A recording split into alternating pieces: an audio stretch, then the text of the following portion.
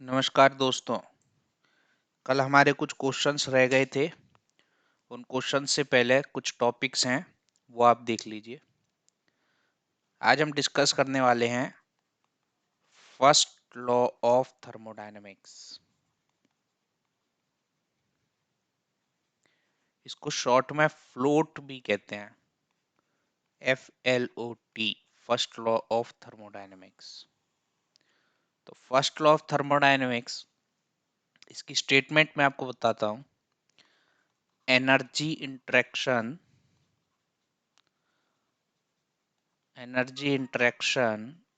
across the boundary of a system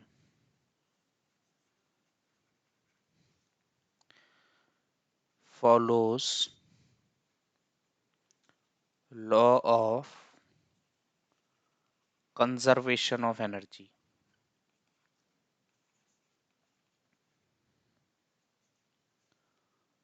देखो, energy interaction आप जानते हो ये दो तरीके से होता है। वर्क की फॉर्म में हो सकता है या हीट की फॉर्म में हो सकता है। ठीक है, अब पहले इस स्टेटमेंट को समझते हैं हम। पहले हम एक अज्यूम करते हैं अपना एक क्लोज्ड सिस्टम। जब तक मैं ओपन सिस्टम की बात नहीं करूंगा, तो जितना भी हम एनालिसिस कर रहे हैं वो क्लोज्ड सिस्टम के लिए है। तो first law of thermodynamics bracket में लिख लेना, क्लोज्ड सिस्टम। ओपन सिस्टम के लिए अलग होता है first law of thermodynamics, close system के लिए अलग है। तो डेफिनेशन है energy interaction across the boundary of a system. तो एक क्लोज्ड सिस्टम है, आपके पास इसकी एक बाउंड्री होगी इस सिस्टम की। Follows law of conservation of energy. तो ये तो हम पहले भी पढ़ चुके हैं। Law of conservation of energy क्या होता है कि जितनी आप इसमें, ठीक है, एनर्जी इनपुट दोगे, वो एनर्जी इनपुट इस सिस्टम की इंटरनल एनर्जी को अफेक्ट करेगी, प्लस ये कुछ एनर्जी आउटपुट देगी। अब ये जो एनर्जी इन है, ये चाहे हीट की फॉर्म में हो और वर्क की फॉर्म में हो, और बोथ हीट वर्क दोनों की फॉर्म में आपने इसमें एनर्जी इनपुट दी हो। एनर्जी जो आउट हो रही है ये भी हीट की फॉर्म में हो सकती है और वर्क की फॉर्म में हो सकती है, और हीट वर्क और बोथ दोनों फॉर्म में हो सकती है। तो energy in is equals to change in internal energy of the system plus energy out. ठीक है, अब एक ये तो हो गया एक जनरलाइज्ड फॉर्मूला। बट अगर मेरे को इसको एक, ठीक है, यूज एक फॉर्मूले में, ठीक है, कन्वीनियंट फॉर्मूले में अगर बदलना है, तो इस फॉर्मूले को हम पहले भी पढ़ चुके हैं। हम अज्यूम करते हैं कि हम total Q amount of heat इसमें एंटर हो रही है टोटल, और टोटल डब्ल्यू अमाउंट का वर्क आपको मिल रहा है। ठीक है, और इसकी इंटरनल एनर्जी यू आई से लेके यू एफ पे गई। ठीक है, हो सकता है इंटरनल एनर्जी इंक्रीज हो रही हो या डिक्रीज हो रही हो, उससे हमें मतलब नहीं है। ठीक है, हम तो ये लगाएंगे कि जितनी एनर्जी इनपुट हुई total is equals to change in the internal energy. हो सकता है ये पॉजिटिव आए या नेगेटिव आए, कोई दिक्कत नहीं है, प्लस जो भी वर्क हुआ होगा, एक प्रोसेस हुआ होगा 1 से लेके 2 तक। ठीक है, साइन कन्वेंशन आपको पता है पहले से ही, ये हम फर्स्ट लॉ ऑफ थर्मोडायनेमिक्स पहले पढ़ चुके हैं, law of conservation of energy की फॉर्म में। ठीक है, साइन कन्वेंशन, अगर क्यू एंटर हो रही है सिस्टम के अंदर तो पॉजिटिव, क्यू अगर लीव कर रही है सिस्टम से तो नेगेटिव। अगर वर्क लीव कर रहा है सिस्टम से तो पॉजिटिव। ठीक है, और वर्क अगर एंटर हो रहा है सिस्टम में तो नेगेटिव। अब ये याद हो सके तो ठीक है, नहीं तो आप ये फॉर्मूला ये डायग्राम याद रखा करो ना, कि अगर हमने क्वेश्चन में क्या माना है, हमने अजम्पशन है कि क्यू एंटर हुई है तो यहाँ पे पॉजिटिव ही भरा जाएगा, अगर क्यू निकल रही होगी तो यहाँ पे नेगेटिव भर देंगे बस। अब ये डायग्राम याद रखो बस। ठीक है, चलिए, ये बात थी फर्स्ट लॉ ऑफ थर्मोडायनेमिक्स की। तो फॉर अ प्रोसेस एक प्रोसेस के दौरान, या फिर इसको कह सकते हैं ड्यूरिंग अ स्टेट चेंज, जब सिस्टम अपनी स्टेट चेंज करेगा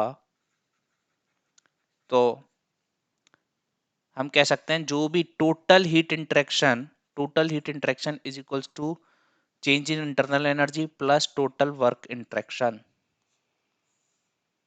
ये बात है एक प्रोसेस के लिए। फॉर अ साइक्लिक प्रोसेस में क्या होगा, initial state is equals to final state. ठीक है, initial state is equals to final state. अगर किसी भी साइक्लिक प्रोसेस में कोई भी आप पीवी कर्व, चलो पीवी कर्व हम ड्रॉ करें अगर, तो ये इनिशियल स्टेट और ये साइकिल बना के ये यहीं पे आ गया, ये इनिशियल है और यही फाइनल स्टेट है सिस्टम की। ओके, तो initial internal energy is equals to final internal energy. क्यों? क्योंकि इंटरनल एनर्जी क्या है, प्रॉपर्टी, और प्रॉपर्टी क्या होते हैं, स्टेट फंक्शन। अगर इनिशियल और फाइनल स्टेट सेम है तो इनिशियल और फाइनल प्रॉपर्टी भी सेम होगी। इसका मतलब इनिशियल और फाइनल इंटरनल एनर्जी सेम है, तो चेंज इन इंटरनल एनर्जी क्या आ गया, जीरो। फॉर्मूले से देखना है, फॉर्मूले से देख लो। ये पीवी कर्व है, ठीक है, ये इनिशियल स्टेट है। इस इनिशियल स्टेट पे अगर देखो, गिब्स फेज रूल क्या कहता है, दो इंटेंसिव प्रॉपर्टी चाहिए किसी भी सिस्टम की स्टेट आइडेंटिफाई कराने के लिए। ठीक है, ये ये स्पेसिफिक वॉल्यूम है। अगर आपके पास P और स्पेसिफिक वॉल्यूम नोन है तो मेरे को स्टेट पता है। अगर स्टेट पता है, एक बार स्टेट पता लग गई, तो इस स्टेट के करस्पॉन्डिंग टेम्परेचर, ठीक है, या फिर इस स्टेट के करस्पॉन्डिंग कोई भी प्रॉपर्टी मेरे को निकालनी होगी तो मैं इजीली निकाल लूंगा। बस मेरे को दो प्रॉपर्टी नोन होनी चाहिए। ठीक है, इसका मतलब इस स्टेट का मेरे को टेम्परेचर नोन है। अब ये सिस्टम गया ऐसे घूम के यहीं पे आ गया, ये इनिशियल स्टेट थी, यही फाइनल स्टेट थी, तो मैं कह सकता हूँ T I is equal to T F. तो डेल्टा यू क्या हो जाएगा, M C V T F minus T I, और ये क्या हो जाएगा, जीरो। ये हो गया, फॉर्मूले से आपने समझ लिया कि फॉर साइक्लिक प्रोसेस ये है .1 और ये है .2। For a cyclic process delta U is equals to zero. ठीक है, अब इसकी जो इक्वेशन है यहाँ पे लिख देता हूं मैं आपके लिए। साइक्लिक प्रोसेस में हम दिखाते हैं, देखो, चलो यहीं पे लिखेंगे अभी। ये मैं रब कर रहा हूँ, आपको ये समझ में आ गया, इंटरनल एनर्जी साइक्लिक प्रोसेस में जीरो होती है।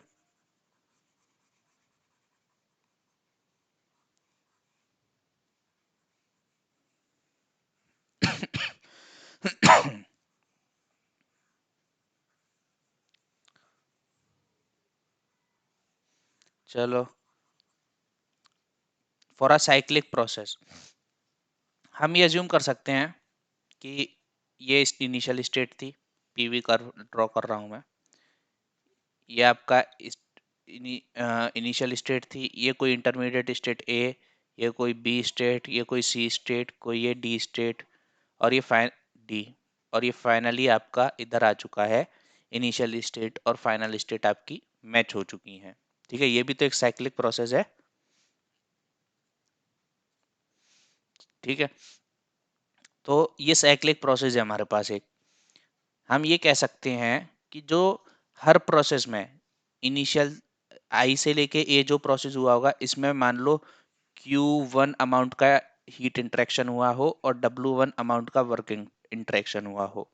फिर ए से लेके बी तक हुआ होगा कोई प्रोसेस, तो उसमें Q2 अमाउंट और W2 अमाउंट का एनर्जी इंटरेक्शन था। बी से सी में Q3 और W3।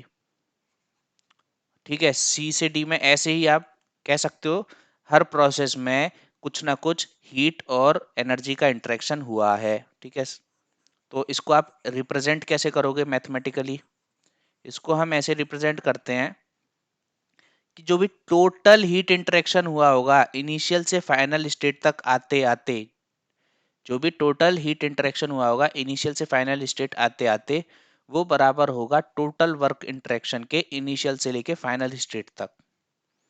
ठीक है, बुक्स में ये ऐसे साइक्लिक प्रोसेस को ऐसे दिखाया जाता है कि cyclic integral of D Q is equals to cyclic integral of D W from initial से लेके फाइनल।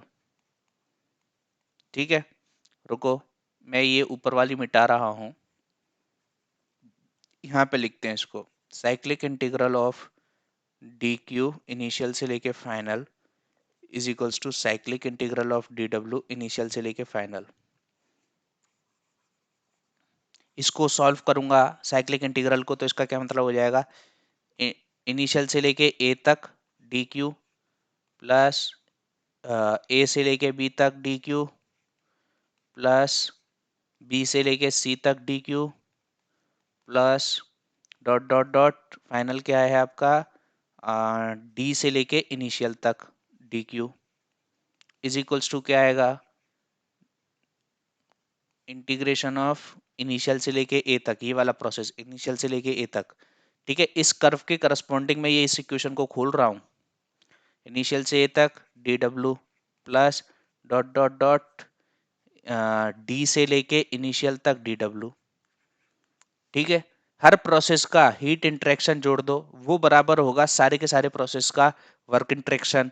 कब होगा, साइक्लिक प्रोसेस में होगा। समझ में आ गया आपको? तो ये दो स्टेटमेंट हैं, एक साइक्लिक प्रोसेस के लिए और एक नॉर्मल प्रोसेस जहां पे स्टेट चेंज होती है। ठीक है, उसके लिए आपके पास दो फॉर्मूले हैं। इस फॉर्मूले को दिया गया है, ये जो साइक्लिक प्रोसेस वाला फॉर्मूला है, ये जूल साहब ने एक्सपेरिमेंट करा था, जूल्स एक्सपेरिमेंट, जूल्स एक्सपेरिमेंट है ये। तो ये जूल साहब ने एक्सपेरिमेंट करा था, तो इस फॉर्मूले को कहा जाता है जूल्स एक्सपेरिमेंट। ये फॉर्मूला जो आया है जूल्स लॉ, ये है जूल्स लॉ। तो conservation of energy during a cyclic process is given by Joule's experiment और जूल्स लॉ। लिख लो, ठीक है, इस स्टेटमेंट को लिख लेना आप। चलिए, अच्छा, ये प्रेशर कुकर लिखा है, इसको अभी इग्नोर मारो। नेक्स्ट हेडिंग डालिए आप, एंथैल्पी। ठीक है, बहुत दिन से हम इस एंथैल्पी को देख रहे थे कि क्या होता है। आज समझते हैं कि एंथैल्पी क्या है। तो एंथैल्पी को हम समझ सकते हैं कि total heat content of a system is known as enthalpy. Total heat content, कोई सिस्टम है, बाहर लिखता हूं मैं, सिस्टम, इसके पास इंटरनल एनर्जी है U, तो एंथैल्पी क्या होगा, internal energy plus total heat content बोला गया है, तो टोटल हीट कंटेंट की बात करूं, THC, टोटल हीट कंटेंट, तो टोटल हीट कंटेंट में एक भाग तो इंटरनल एनर्जी का है ही है, प्लस इस सिस्टम के पास एक फ्लो वर्क होगा। देखो, जब हम first law of thermodynamics open system के लिए पढ़ेंगे, तो आपको फ्लो वर्क का मतलब समझ में आ रहा होगा, तब आपको फ्लो वर्क का मतलब समझ में आ रहा होगा। ठीक है, फ्लो वर्क का फॉर्मूला होता है P into V, work, flow work is equals to P into V. इसको फ्लो वर्क क्यों कहते हैं, कि जो सिस्टम है वो फ्लो कर सके। ठीक है, चलो सेकंड लॉ, जब हम first law of thermodynamics open system के लिए पढ़ेंगे तभी देखेंगे इसको क्या होता है। अभी के लिए आप कुछ ऐसा समझो कि एक सिस्टम के पास प्रेशर होगा P और इस सिस्टम के पास वॉल्यूम होगा V। तो PV करने पे एक मेरे को वर्क वर्क की यूनिट मिल रही है, pascal into metre cube. Pascal into metre cube ये तो हमें रट चुका है, जूल्स होता है, बहुत बार हम डिराइव कर चुके हैं। पास्कल को क्या लिखते हो, newton per metre square into metre cube is equal to newton metre, newton metre क्या होता है, जूल्स। ठीक है, तो एक वर्क की यूनिट मिलती है, तो किसी सिस्टम का प्रेशर इंटू वी, उस सिस्टम का वॉल्यूम करने पे एक वर्क की यूनिट मिल रही, कह लो वर्क की यूनिट मिल रही है। तो टोटल हीट कंटेंट में आपको एक तो इंटरनल एनर्जी का यूज करना है प्लस पीवी। ठीक है, plus PV, this is known as enthalpy of a system. ये इस तरीके से फॉर्मूला बना है कि H is equals to U plus PV. चलो, तो एंथैल्पी से रिलेटेड आपको क्या क्या ध्यान रखना है? आपको बस इतना ध्यान रखना है, एंथैल्पी की डेफिनेशन क्या है? Total heat content of a system. Enthalpy का फॉर्मूला क्या होता है? एंथैल्पी का फॉर्मूला होता है U प्लस पीवी, जहां पे U होगी, H इज इक्वल्स टू क्या होता है? U plus PV. ये है इंटरनल एनर्जी, ठीक है। P है प्रेशर और V है वॉल्यूम ऑफ द सिस्टम, और ये है एंथैल्पी। गौर से देखो, मैंने आपको बताया था कि जितनी, ठीक है, तो एंथैल्पी के लिए एक पॉइंट तो ये याद रखना है आपको, एंथैल्पी के लिए दूसरा पॉइंट कि total heat content of a system. तीसरा पॉइंट आपको याद रखना है कि enthalpy is extensive quantity, is extensive property, मतलब मास पे डिपेंड करती है। डिनोट किससे करते हैं? एच से। तो जितनी भी एक्सटेंसिव प्रॉपर्टी हैं उनको हम स्पेसिफिक प्रॉपर्टी में बदल सकते हैं, बदल सकते हैं। तो क्या आ जाएगा? Specific enthalpy. Specific enthalpy, specific enthalpy को आप कैसे डिनोट करोगे? स्मॉल एच से, is equals to capital H divided by mass, ठीक है। अच्छा, H is equals to U plus PV. PV किस में है? जूल्स में। यू किस में है? जूल्स में। एच किस में होगा? जूल्स में। तो एंथैल्पी की यूनिट हो गई जूल्स और किलो जूल्स, ठीक है। ये हो गई इसकी यूनिट। तो स्पेसिफिक एंथैल्पी की यूनिट क्या हो जाएगी? जूल पर केजी और kilo joules per KG. Clear है? तो एन देखो, क्या कभी हम इंटरनल एनर्जी किसी स्टेट पे निकाल सकते हैं? मैं कह सकता हूँ U1 कितना होगा। अगर कोई स्टेट 1 है तो उसके करस्पॉन्डिंग इंटरनल एनर्जी कितनी होगी? नहीं निकाल सकता।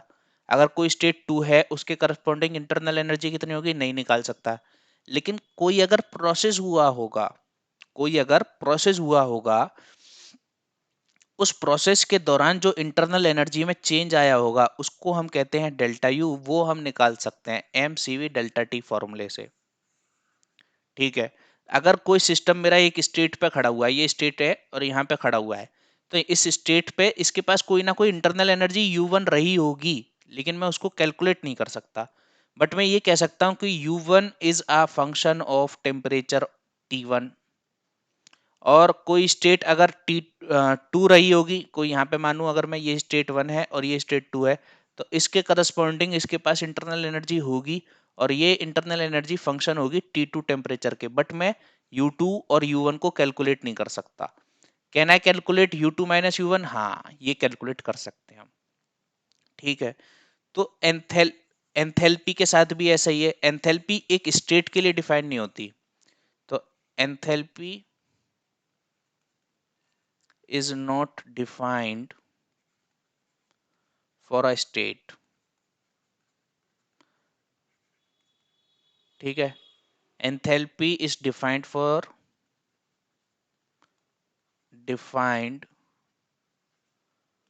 For state change. कोई स्टेट चेंज होगा तो उसके लिए आप एंथैल्पी डिफाइन करते हो, क्या कहते हो? Delta H. डेल्टा एच है, ठीक है, डेल्टा एच। अब एंथैल्पी का मेरे को फॉर्मूला डेवलप करना है। तो देखो, H is equals to U plus PV, H is equals to U plus PV, ठीक है। U plus PV, PV is equals to, PV is equals to R T, PV is equals to R T, PV is equals to M R T is equals to capital H. मैं m से divide कर रहा हूं, तो ये हो जाएगा small h is equals to small u is equals to small u plus R T. मैंने m से डिवाइड कर दिया, तो ये m कटेगा, यहाँ पे डिवाइड बाय m आएगा, यहाँ पे डिवाइड बाय m आएगा, ठीक है। तो h इज इक्वल्स टू, अब मेरे को अगर डेल्टा एच की बात करूंगा तो delta H is equals to delta U plus R delta T, ये लिख सकता हूं। तो डेल्टा यू किसके बराबर होता है? डेल्टा यू होता है C V delta T plus R delta T is equals to delta H. यहां तक क्लियर है आपको?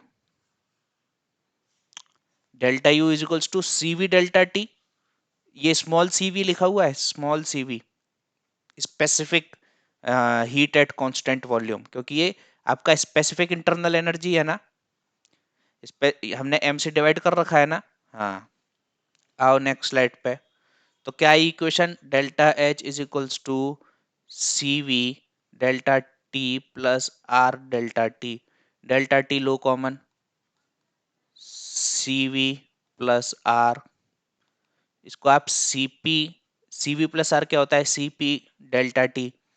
क्यों, CP minus CV is to R, पढ़ा था कि नहीं पढ़ा था। तो CP is to CV plus R delta H. तो डेल्टा एच का आपके पास फॉर्मूला आ गया। अगर आपको कैपिटल डेल्टा एच निकालना है तो वो हो जाएगा M C P delta T. इसकी यूनिट हो जाएगी जूल्स और किलो जूल्स। ठीक है, इसकी यूनिट क्या है, जूल्स पर केजी और kilo joules per KG. Okay. अच्छा, जूल्स कब आएगा, जब सीपी, सीपी पे सब कुछ डिपेंड है। सीपी की यूनिट क्या होती है, सीपी की यूनिट होती है किलो जूल पर केजी केल्विन। आगे लगा हुआ है डेल्टा टी इंटू केल्विन, तो केल्विन से तो केल्विन कट जाएगा, ये किलो जूल्स पर केल्विन। अगर सीपी आप किलो जूल पर केजी में लोगे तो delta H kilo joules per KG में आ जाएगा। सीपी को आप जूल्स पर केजी केल्विन में ले लोगे तो डेल्टा एच आपका किलो जूल्स पर केजी में आ जाएगा। यूनिट का विशेष रूप से आपको ध्यान रखना है। एंथैल्पी बताओ, क्लियर हो गया आपको। ठीक है, एक टर्म लिखा था मैंने, pressure cooker.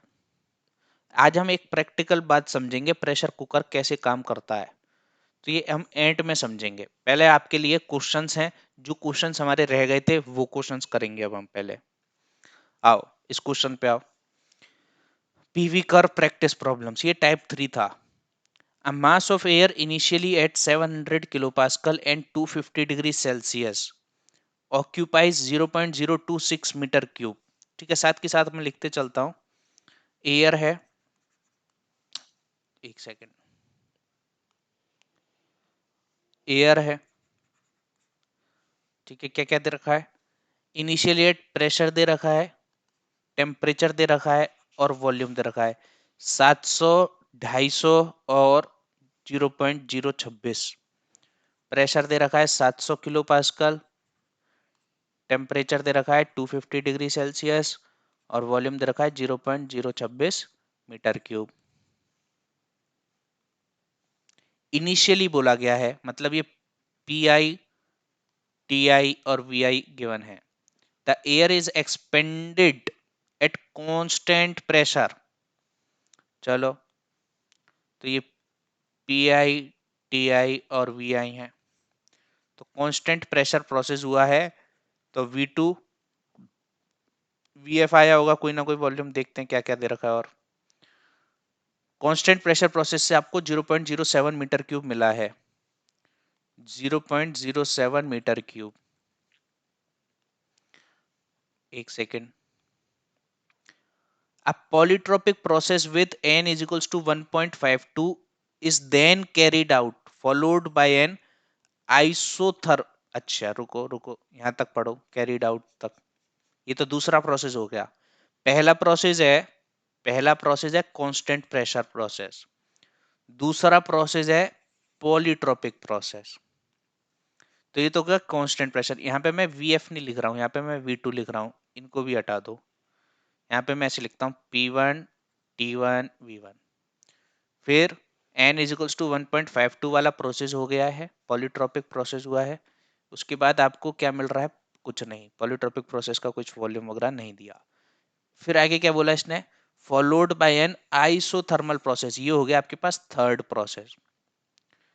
And the cycle is thus completed, ये साइकिल कंप्लीट करवा रहा है। तो तीन प्रोसेस करे गए हैं। फिर थर्ड प्रोसेस है आइसोथर्मल। तीनों प्रोसेस को कांस्टेंट प्रेशर, पॉलीट्रोपिक, आइसोथर्मल को मिला के साइकिल कंप्लीट हो रही है। Assuming all the process to be reversible, अगर ये लिखता नहीं तब भी हम रिवर्सिबल ही मानते। Show all the process on PV curve, हम इतना पार्ट करेंगे, ये टीएस कर्व वाला नहीं करेंगे। जब हम, ठीक है, एंट्रोपी समझ रहे होंगे तब हम इसको अटेम्प्ट करेंगे। ठीक है, टीएस कर्व अभी हमने बनाना सीखा नहीं है, जबरदस्ती बनाना सीखें फर्स्ट चैप्टर में, जरूरी थोड़ी ना है, जब ये आएगा तभी सीखेंगे हम। ठीक है, compute the heat received and heat rejected in the cycle. आओ, सबसे पहले ये मेरे से कह रहा है कि पीवी कर्व बनाओ। चलो पीवी कर्व ड्रॉ करते हैं हम इसके लिए। देखो, एक नोट नोट मार के आप एक बात लिखना कि अगर क्लोज सिस्टम है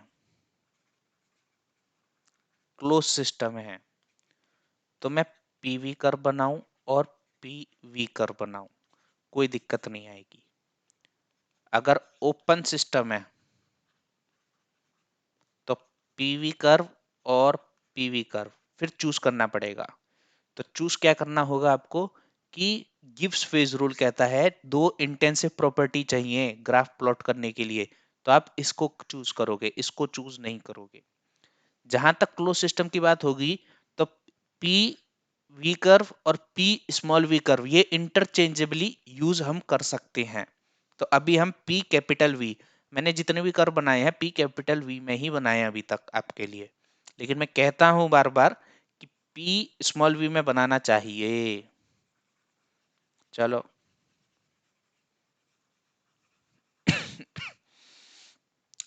कोई कांस्टेंट प्रेशर प्रोसेस करा दिया है, ये हो गया 1 से लेके 2 तक। फिर ये मेरे से कह रहा है पॉलीट्रोपिक प्रोसेस हुआ है। देखो 2 से पॉलीट्रोपिक प्रोसेस मेरे को चालू करना है, ठीक है। अब मैं नीचे भी जा सकता हूँ ऊपर भी जा सकता हूँ, कैसे जाऊँ पता नहीं है। तो मैं ऐसा करता हूँ, इस तरीके से कर्व लेता हूँ, ये हो गया मेरा कोई पॉलीट्रोपिक कर्व है n इज इक्वल टू 1.52 वाला। फिर आइसोथर्मल प्रोसेस बोला गया है। चलो अगर मैं मानूं कि 1 से लेके 2 ऐसे गए हैं और फिर 2 से लेके 3 ऐसे गए हैं, ये 3 है, फिर 3 से लेके 1 मेरे को आइसोथर्मल प्रोसेस से जाना है। समझ रहे हो ना कि हमारे को साइकिल कंप्लीट करनी है। तो भैया यहाँ पे अगर मैं आइसोथर्मल कर्व बनाऊंगा तो ये कैसे बनेगा आइसोथर्मल कर्व कुछ ऐसे बनेगा। देखो मैं ये मिटा रहा हूँ V1 अभी के लिए। आइसोथर्मल कर्व ऐसा बनेगा। फिर कंफ्यूजन रहेगा कि 2 से वो 3 से 4 यहाँ पे जाऊंगा या 3 से 4 यहाँ पे जाऊंगा। बट हमारे को क्वेश्चन में बोला है कि साइकिल कंप्लीट करनी है। अगर मैं ऐसे जाऊं तब भी मेरी साइकिल नहीं कंप्लीट हुई, अगर मैं ऐसे जाऊं तब भी साइकिल कंप्लीट नहीं हुई। इसका मतलब ये है जो ये 2 से 3 पाथ लिया गया है यही गलत है, इसी में ठीक है गड़बड़ है। तो इसको रब कर दो, आप कॉपी में बनाना इसको, ठीक है पूरा बनाना आप। मैं तो रब कर रहा हूँ, मेरे पे जगह की कमी है इसीलिए यहाँ पे लिखता हूँ 0.026 मीटर क्यूब। फिर चलो ये पाथ आपने ड्रॉ कर लिया 2 से लेके 3 तक। फिर बोला गया है आइसोथर्मल प्रोसेस, इसका मतलब है आइसोथर्मल कंप्रेशन हुआ होगा जरूर। ये कंप्रेशन कर्व है कि नहीं है, कंप्रेस ये कंप्रेशन कर्व है आपके लिए, तो ये आइसोथर्मल प्रोसेस हुआ है। इसके लिए n इज टू 1 है, साइकिल कंप्लीट हो गई। This is the correct diagram PV curve.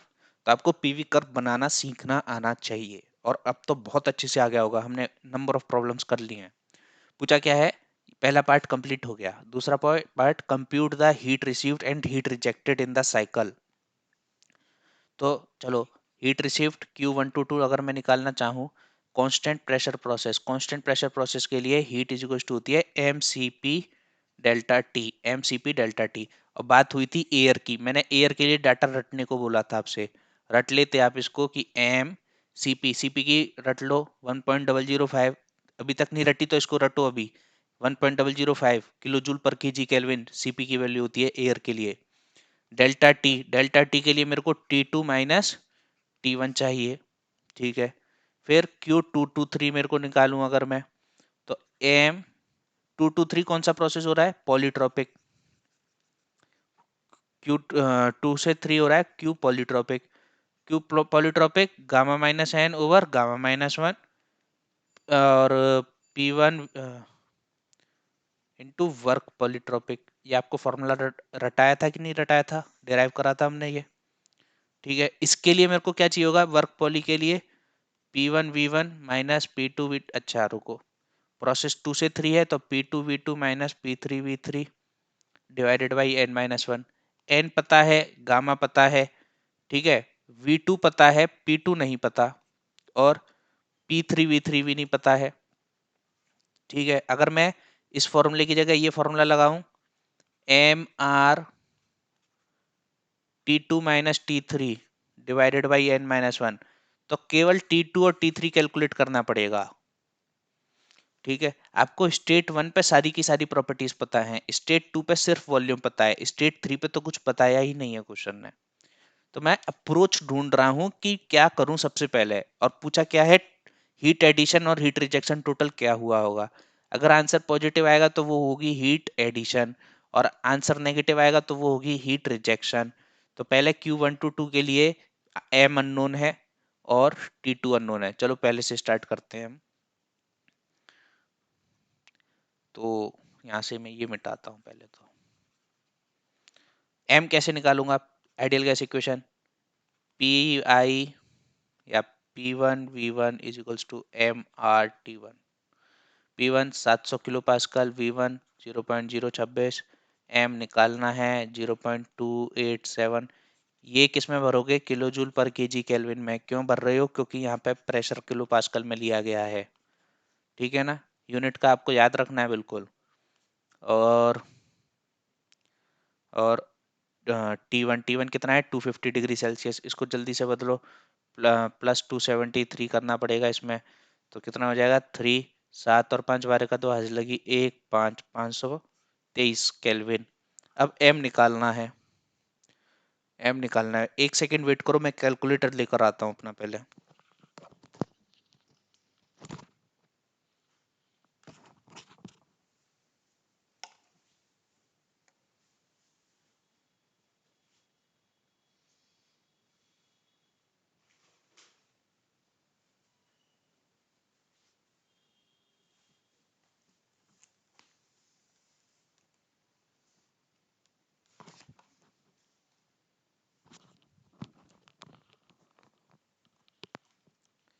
चलिए कैलकुलेटर ले आया हूँ मैं।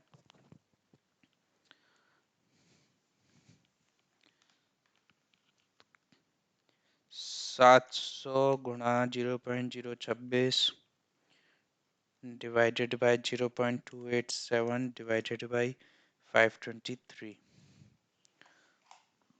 सो मास आ रहा है, यहाँ पे लिखता हूँ मैं, मास मास आ रहा है 0.12 kg, ठीक है। मास निकल गया, ये मैं रब करते जा रहा हूँ साथ के साथ। आपने नोट कर रहे हो ना, नोट करते रहो इसको साथ के साथ आप।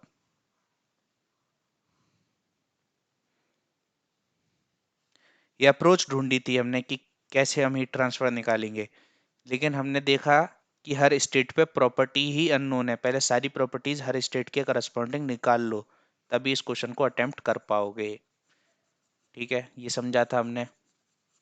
मास निकल गया।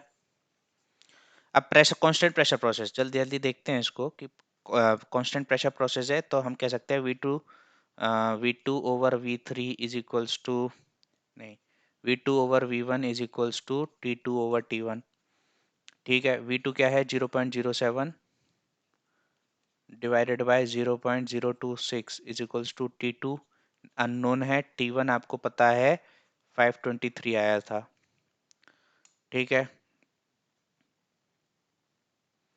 चलो 0.07 डिवाइडेड बाय 0.026 डिवाइडेड इनटू 523।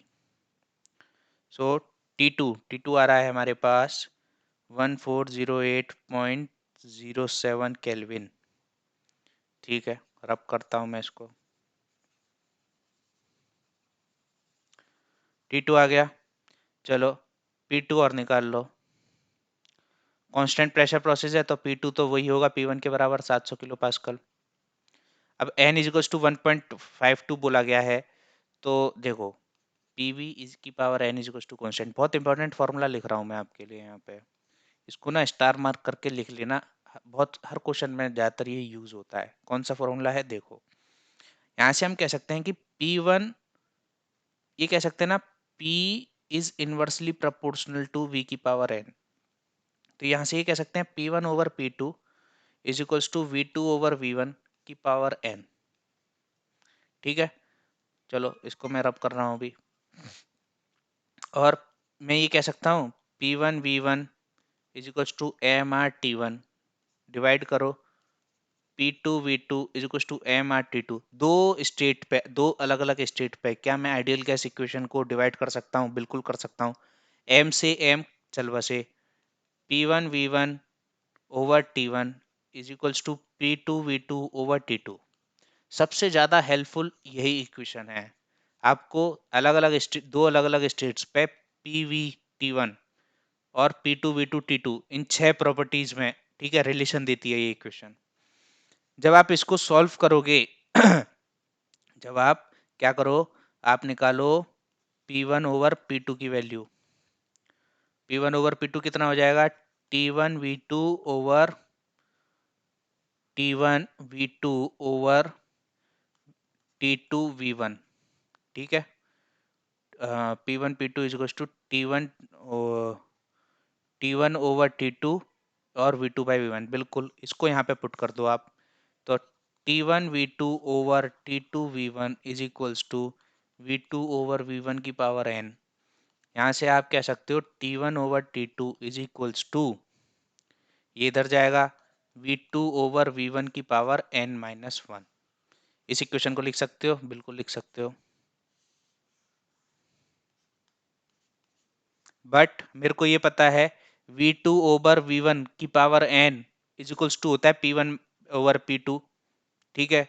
तो यहाँ से अगर मैं लिखना चाहूँ, क्या लिखना चाहूँ, V2 ओवर V1 की वैल्यू लिखना चाहूँ, तो वो हो जाएगी, इसको रब करो, वो हो जाएगी P1 over P2 raise to the power 1 over n, raise to the power 1/n। Line से सबसे पहले आप ये स्टेप 1 है, इस स्टेप 1 से आपने ये निकाला है, तो ये हो गया आपका स्टेप 1। स्टेप 2 है, आपने ये चीज निकाली। स्टेप 3 है, आपने ये इक्वेशन डेवलप करी, और फिर 2 और 3 को मर्ज करा आपने, तो ये आपकी स्टेप 4 आ गई, ठीक है। ये स्टेप्स आप लिखो अपनी कॉपी में मेरे साथ साथ। हर बार हम ये डिराइव नहीं करेंगे, अब हम रट लेंगे इन चीजों को। जो भी रटने वाली चीज है वो मैं बताऊंगा। बिल्कुल आपको रटी होनी चाहिए ये फॉर्मूले। 3 फॉर्मूले बताऊंगा। क्या निकाला आपने? ये निकाला है, ठीक है। इसको अब आप यहाँ पे पुट करो पुट करो T1 over T2 is equals to P1 over P2 raise to the power n-1 over n। आ गया V2 ओवर V1, ये वैल्यू आप यहाँ पे पुट करोगे तो यही आएगा, ठीक है। अब मैं सब कुछ रब कर रहा हूँ, आपने बिल्कुल डेरिवेशन में, मैं ये सोच के चल रहा हूँ कि आपने जो स्टेप्स हैं वो फॉलो करे और इसको नोट डाउन करा है, इस डेरिवेशन को। अब मैं सब रब करके आपको ये बताऊंगा कि क्या इसमें रटना है, क्या क्या रटना है आपको। ये रटना क्या है? ये जो ये आपके 5 थर्मल साइंस के जो सब्जेक्ट है ना, भर भर के इसका इस्तेमाल होता है, भर भर के। चाहे आप पावर प्लांट इंजीनियरिंग में चले जाओ, चाहे आप आरएसी में चले जाओ, कहीं भी चले जाओ, भर भर के यूज होता है इन इक्वेशंस का, वैसे ही रट जाती हैं, ठीक है। चलो मैं बताता हूँ क्या क्या रटना है आपको। पी आपको ऐसे रटना है, P2 over P1 is equals to V1 over V2 की पावर n। इसको कहते हैं पीवी रिलेशन। ये रटना है फॉर आइस पॉलीट्रॉपिक प्रोसेस। और यहीं पे अगर एडियाबेटिक प्रोसेस हुआ होता, पॉलीट्रॉपिक और एडियाबेटिक में कोई फर्क नहीं है, बस n की जगह गामा पुट करना होता है, ठीक है। फिर आपको रटना है T2 over T1 is equals to P2 over P1 raise to the power n-1 over n। इसको कहते हैं टीपी रिलेशन। टीपी रिलेशन है ये पॉलीट्रॉपिक प्रोसेस का। ये इक्वेशन 1 रटनी है। पीवी हो गया, टीपी हो गया, क्या बचा है? टीवी। टीवी तो T2 over T1 is equals to V1 over V2 raise to the power n-1। ये क्या है? TV relation. TV relation, temperature volume relation. बताओ अब इसमें मेरे को क्या यूज करना चाहिए? इनको मैं यहाँ पे लिख देता हूँ आपकी कन्वीनियंस के लिए। देखो, पॉलीट्रॉपिक प्रोसेस है, V2 T2 P2, स्टेट 2 के करस्पॉन्डिंग आपको सब कुछ पता है। ये रहा आपका डायग्राम। ये स्टेट 2 और ये रही स्टेट 3। एक बार चेक करते हैं स्टेट 3 के लिए कोई डाटा गिवन है और दूसरा या नहीं। चलो कोई डाटा गिवन नहीं है, तो आप क्या भरोगे यहाँ पे? अच्छा ये बताओ मेरे को, स्टेट 1 और स्टेट 3 ये कौन सा प्रोसेस है? आइसोथर्मल। पहले रुक जाओ, आपको टू टू का डाटा सारा पता है, 1 का डाटा सारा पता है, 3 का डाटा पता नहीं है। 3 का डाटा पता लगाने के लिए आप 2 और 3 को एनालाइज कर सकते हो, बट 2 और 3 को एनालाइज करने से मेरे को कुछ नहीं मिल रहा। 2 और 3 को एनालाइज करने से ये 3 इक्वेशन है मेरे पास, इन 3 इक्वेशन से मैं कुछ कैलकुलेट नहीं कर सकता। तो मैं 1 और 3 को एनालाइज करता हूँ। मेरे को पता है कि क्वेश्चन में ये जानबूझ के आइसोथर्मल प्रोसेस दिया है ताकि मैं T1 is equal to T3 को, ठीक है, यूज कर सकूं। अब एक बार एक टेम्परेचर का अगर रिलेशन आ गया T1 is equal to T3, तो सब कुछ भी लगाओ, अब आपको सब कुछ आ जाएगा। क्या क्या आ जाएगा? वैसे तो देखो ये पॉलीट्रोपिक प्रोसेस है, 2 से लेके 3 तक का पॉलीट्रोपिक प्रोसेस है। तो पॉलीट्रोपिक प्रोसेस का अगर मेरे को हीट ट्रांसफर पूछा था पहली बात तो क्वेश्चन में, 2 से लेके 3 तक, तो मैं लगा सकता हूं Mr T2 - T3 divided by n-1 into, इसका मल्टीप्लाई होगा गामा माइनस एन का, gamma minus N over gamma minus 1। ठीक है, इसको सॉल्व करने पे मेरे को हीट ट्रांसफर आ जाएगा। तो बस T2 और T3 पता लगाने थे, पता लग गए मेरे पास। जरूरी नहीं है कि मैं P2 P3 V2 V3 ये सब भी कैलकुलेट करूं, इसकी नीड नहीं है, लेकिन आप कैलकुलेट कर सकते हो। इन फॉर्मूलों की मदद से आप स्टेट 3 पे प्रेशर, वॉल्यूम सब कुछ निकाल सकते हो। चलो अब हमारे पास सब कुछ है, तो मैं लिख देता हूँ यहाँ पे T3 is equals to T1। अब फटाफट फॉर्मूला लगाते हैं, इस क्वेश्चन को वाइंड अप करते हैं।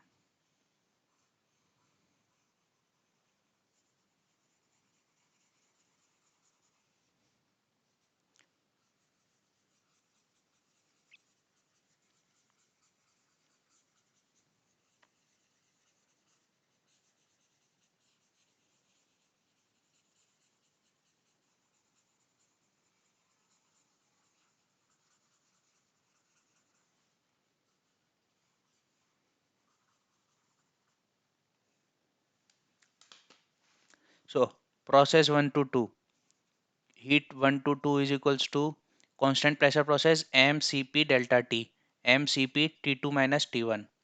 m की वैल्यू क्या है? 0.12, cp की वैल्यू 1.005, t2 की वैल्यू 1408.07 माइनस t1 की वैल्यू 523।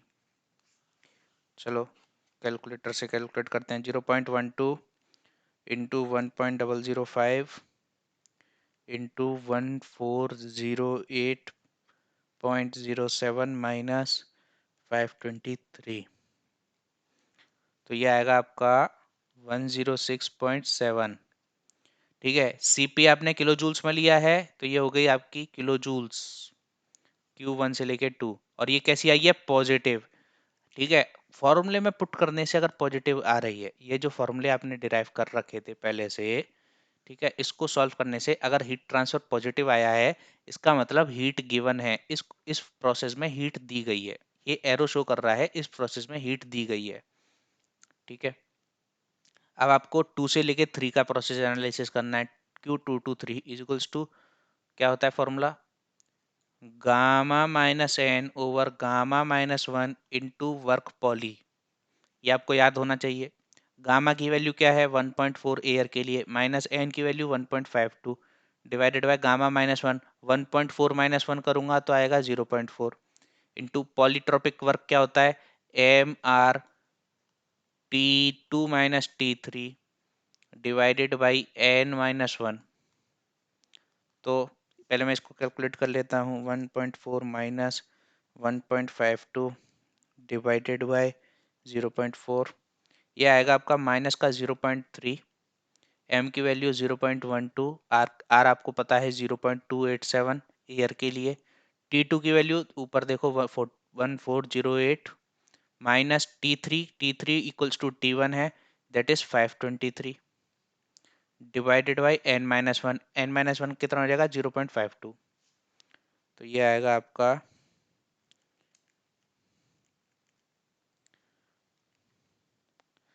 1408 माइनस 523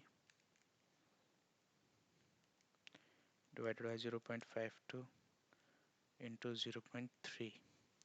देखो भैया फॉर्मूले में पुट करने के बाद ये आ रहा है माइनस का 17.58 17.58 किलो जूल्स 17.58 किलो जूल्स।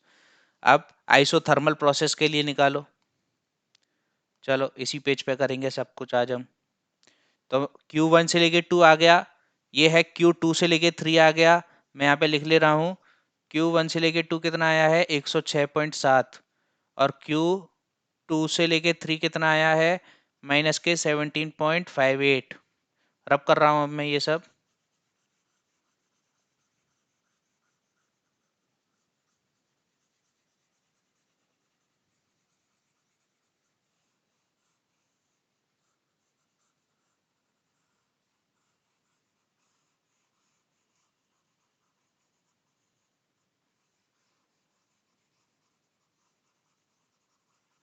चलिए अब निकालना है Q3 से लेके 1। इसके लिए मेरे को फॉर्मूला पता है P1 V1 ln V2 over V1। मतलब यहाँ पे लगेगा, यहाँ पे तो है आपका P1 V1 और V3 बाई V1 आप यूज कर सकते हो। ठीक है, P1 पता है, V1 पता है, V3 नहीं पता, बट V1 तो हमें पता है। V3 निकालना पड़ेगा आपको किसी भी हालत में। ठीक है, V3 के लिए आप क्या इस्तेमाल कर सकते हो, आप ये वाला फॉर्मूला यूज करो T2 बाई ये यूज करो पॉलीट्रॉपिक वाला T3 by T2 is equals to V2 by V3 raise to the power n-1। अभी अभी मैंने ये ड्राइव कराया आपके लिए। तो T3 बाई T2, T3 है T1 के बराबर जो कि है 523 और T2 है 1408 is equals to V2 0.07 divided by V3 raise to the power n-1 कितना हो जाएगा 0.52। तो 0.52 को यहाँ पे ले जाओ तो 1 डिवाइडेड बाई 0.52। करो इसको calculate. 523 divided by 1408 raise to the power 1 divided by 0.52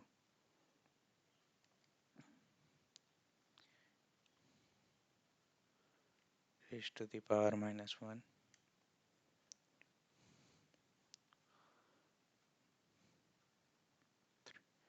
into 0.07। तो V3 आ रहा है आपका 0.47 0.47। यहाँ पे पुट कर दो, आंसर निकालो फटाफट। P1 है 700 इंटू V1 है 0.026 ln V3 की वैल्यू 0.47 डिवाइडेड बाय V1 की वैल्यू V1 बता दो 0.026। सो ln 0.47 divided by 0.026 into 0.026 into 700।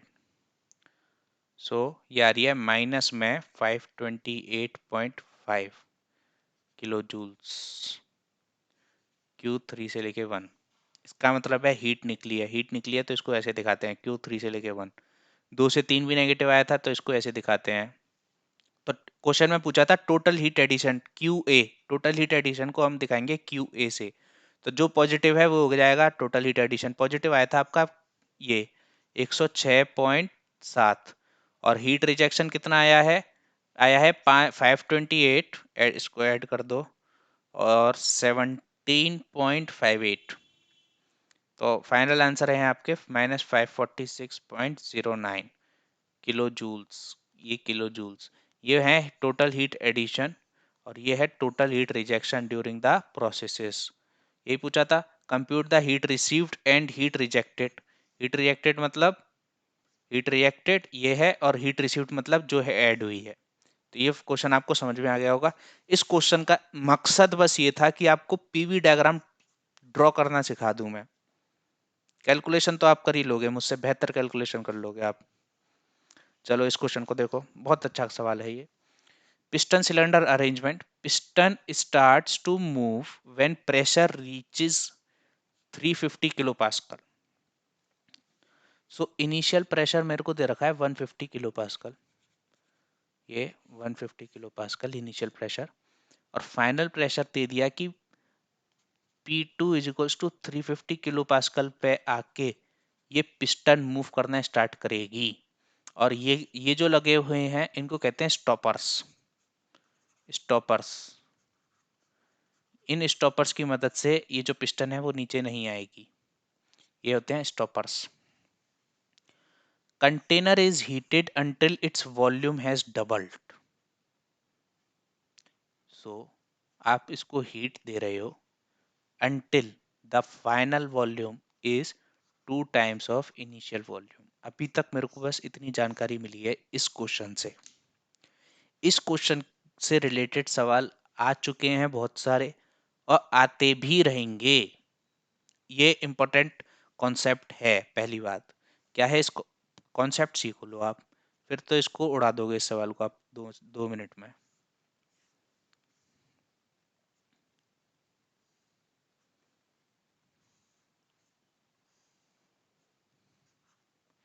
This is stopper, this is stopper.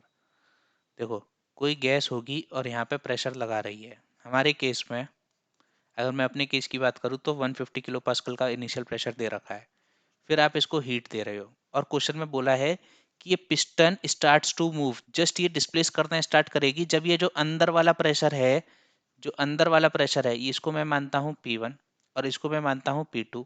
ये कितना किलो पास्कल हो जाएगा, ये हो जाएगा 350 किलो पास्कल। अगर अंदर का इस गैस का प्रेशर 350 किलो पास्कल जैसी पहुंच जाएगा तब ये पिस्टन उठना स्टार्ट कर देगी। अभी ये पिस्टन उठ नहीं रही है, इसका मतलब जो भी आप हीट सप्लाई कर रहे हो वो कांस्टेंट वॉल्यूम पे सप्लाई कर रहे हो, कांस्टेंट वॉल्यूम पे। जो भी आपने हीट सप्लाई करी वो क्या कर रही है, प्रेशर इंक्रीज कर रही है। 150 से लेके 350 किलो पास्कल तक प्रेशर इंक्रीज कर रही है। बट ये पिस्टन उठी क्या, नहीं उठी। वॉल्यूम ऑफ द गैस क्या है, कांस्टेंट है, तो कांस्टेंट वॉल्यूम पे आप हीट सप्लाई कर रहे हो, कांस्टेंट वॉल्यूम पे हीट सप्लाई कर रहे हो। और ये प्रोसेस वैसे कंप्रेसर में देखा जाता है। कंप्रेसर में होते हैं ऑटोमेटिक वॉल्व्स, ऑटोमेटिक वॉल्व। ठीक है, अभी मैं उससे भी रिलेट करके बताऊंगा ये क्वेश्चन कैसे रिलेटेबल है। अब देखो समझो इसको। ये पिस्टन है, इस पे प्रेशर लगा 150 किलो पास्कल। जैसे ही 350 किलो पास्कल हो गया ये उठना स्टार्ट हुआ। ये उठ क्यों रही है, क्योंकि इसके पास कुछ ना कुछ मास रहा होगा, मास m। अगर मेरे को इसका मास निकालना है तो मैं क्या कह सकता हूँ कि ये पिस्टन 350 किलो पास्कल का तो यहाँ पे प्रेशर लगा है, तो फोर्स क्या हो जाएगा 350 किलो पास्कल इंटू एरिया, और ये mg। तो 350 किलो पास्कल पे ये जस्ट उठना स्टार्ट हुई है, is equals to mg। m हो जाएगा मास ऑफ द पिस्टन, ये जो पिस्टन का मास है।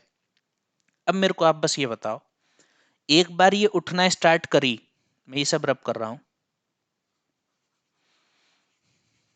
ठीक है। ट्विस्ट कहां पे आ रहा है कहानी में, यहां पे आ रहा है। शुरू में तो आप समझ गए, क्या समझे हो अभी तक, कि P1 से लेके P2 मतलब 150 से लेके 350 का जो प्रेशर क्रिएट हुआ वो कांस्टेंट वॉल्यूम पे हुआ है।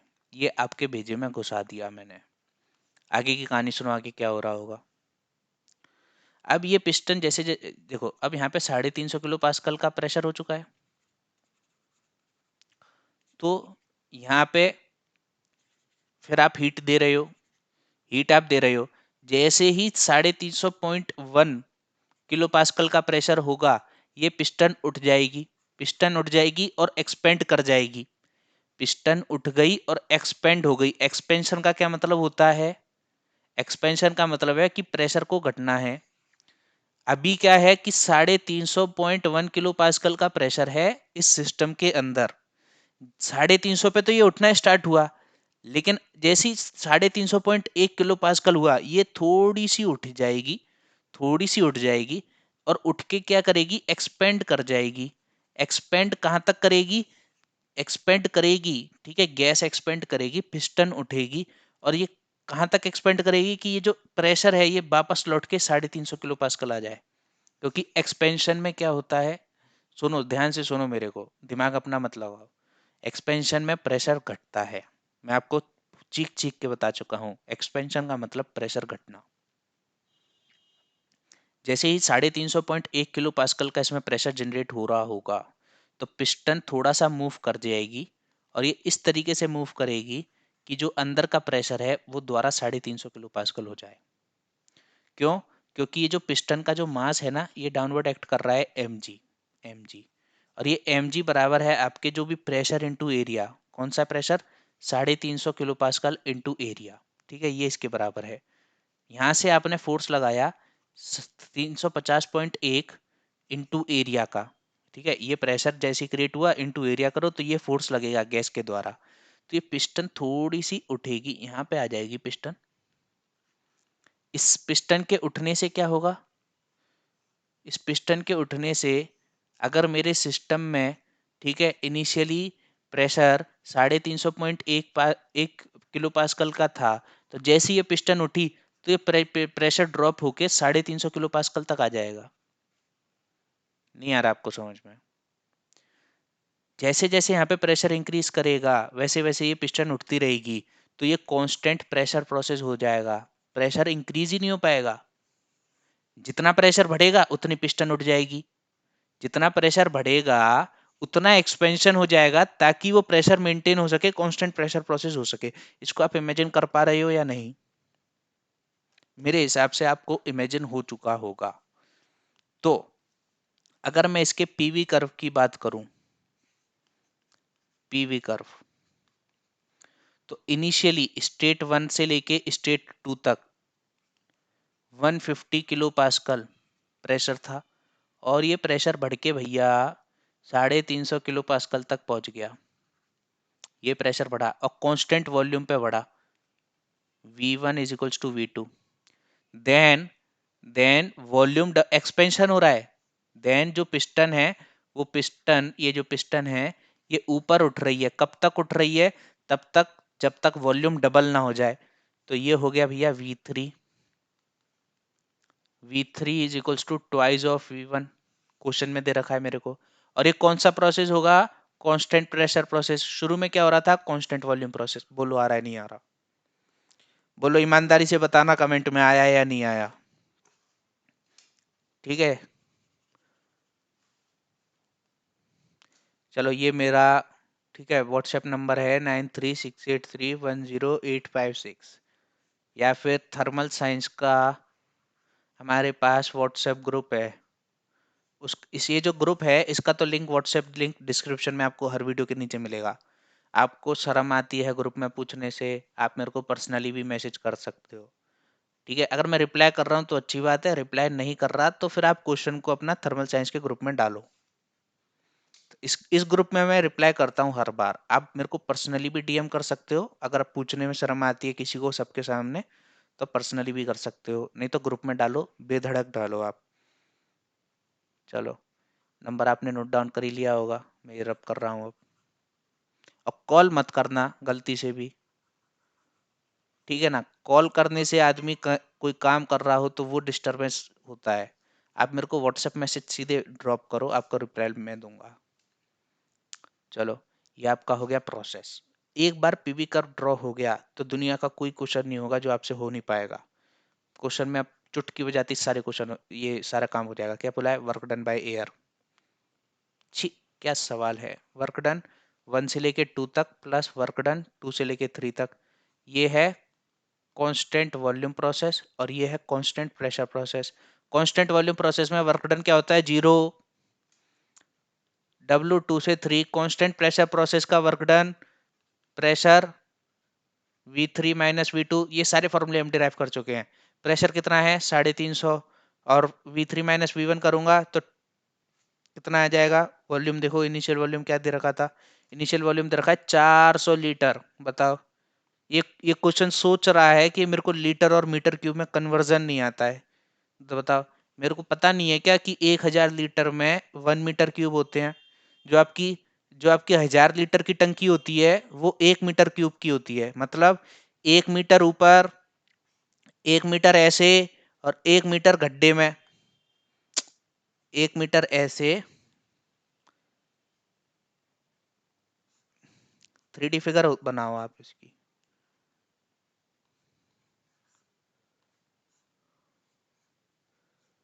ये अगर मेरी इस तरीके से क्यूबॉइड वाली टंकी है मेरे घर में, तो 1 मीटर होगा ये, 1 मीटर होगी हाइट, और 1 मीटर होगी ये, 1 1 मीटर। 1 मीटर कितना होता है? ये मेरा हैंड है, ये मेरी उंगलियां, ये मेरा शोल्डर, फिर ये मेरा फेस, ये मेरा फेस। ठीक है, मैं दोनों हाथ अगर खोलूंगा तो ये दूसरा शोल्डर, ये दूसरा हाथ, ये दूसरे हाथ की फिंगर्स, ये मेरी बॉडी। ठीक है, बात को समझो। 1 मीटर समझा रहा हूं मैं आपको कितना होता है। मंजा खरीदने आते थे पतंग उड़ाने के लिए, तो वो नाप के नहीं देता था, 5 रुपए का मंजा देता था 10 मीटर। तो कैसे नापता था? अपना हाथ खोलता था, यहाँ पे मंजा पकड़ता था, और अपना हाथ खोलता था, यहाँ से ये दूसरे कंधे तक का डिस्टेंस नापता था। ठीक है, आप भी नाप के देखना, अपने फिंगर से लेके दूसरे हाथ के कंधे तक, दूसरे हाथ के कंधे तक, ये होता है 1 मीटर। तो 1 मीटर क्यूब की टंकी कितनी हो जाएगी? ये अपना हाथ खोलो कंधे तक, फिर ये हाथ खोलो कंधे तक, फिर ये हाथ खोलो, ये कितना होता है? 1 मीटर। फुट क्या होता है? 1 मीटर में लगभग 3 फुट होते हैं। बोलो, बोलो। 15 सेंटीमीटर में 6 इंचेस होते हैं।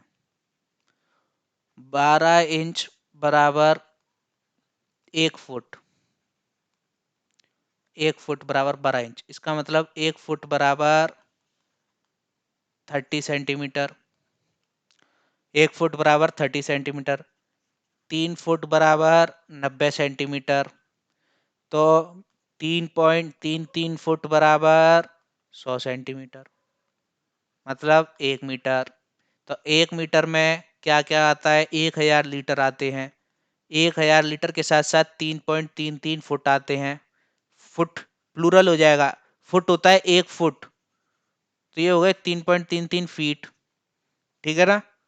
ये सब हमारे को बेसिक है, एक मैकेनिकल इंजीनियर होने के नाते ये सब आना चाहिए आपको। मेजरमेंट, इसको कहते हैं मेजरमेंट। 8th क्लास में पढ़ते हैं हम ये सब चीजें। ठीक है, अच्छा, चलो लगे हाथ में आपको ये भी बताऊं, स्क्वायर यार्ड्स क्या होता है? स्क्वायर यार्ड्स, स्क्वायर यार्ड्स क्या होता है? 9 फीट स्क्वायर, 9 स्क्वायर फीट। ठीक है, 9, 3 foot into 3 foot, 3 foot into 3 foot. 3 foot into 3 foot का जो एरिया होगा, एरिया, ये लेंथ, ये विड्थ, ये 3 फुट की, और ये भी 3 फुट की, इसको कहते हैं, इसके जो एरिया है इसको कहते हैं स्क्वायर यार्ड्स। Square yards. ठीक है, स्क्वायर यार्ड्स की इंडियन लैंग्वेज क्या है? इंडियन लैंग्वेज, ये यार्ड वगैरह तो इंडिया में यूज ही नहीं होता, इंडिया में यूज होता है गज। गज, गज कहते हैं गज, कि एक गज, एक गज मतलब 1 स्क्वायर यार्ड। 1 स्क्वायर यार्ड बराबर 9 स्क्वायर फीट्स। 9 स्क्वायर फीट का जो एरिया होगा उसको कहते हैं 1 गज। बोलो, आ रहा है नहीं आ रहा? तो 1 गज में करीब करीब हम कह सकते हैं, 1 गज में करीब करीब 1 मीटर क्यूब, वो 1 मीटर स्क्वायर एरिया होता है। 1 गज बराबर 1 मीटर स्क्वायर, इससे कम ही होता है, 1 मीटर स्क्वायर से कम ही होता है। क्यों? क्योंकि 1 मीटर बराबर होते हैं 3.33 फुट, लेकिन 3 इंटू 3 फुट बराबर होता है 1 स्क्वायर यार्ड। ठीक है ना? अब आपको inch, foot, metre, centimetre, litre सब क्लियर है? हमें ये सब नहीं पढ़ना होता, हमारे इंडिया में चलता है एसआई यूनिट। एसआई का यूनिट का मतलब है एमकेएस, मीटर केजी सेकंड, या फिर चलेगा सीआई। सीआई में क्या आता है? CGS, CGS, centimetre gram second. विदेश में क्या चलता है? एफपीएस। बोलो, FPS, foot pound second. Pound force की यूनिट, पाउंड।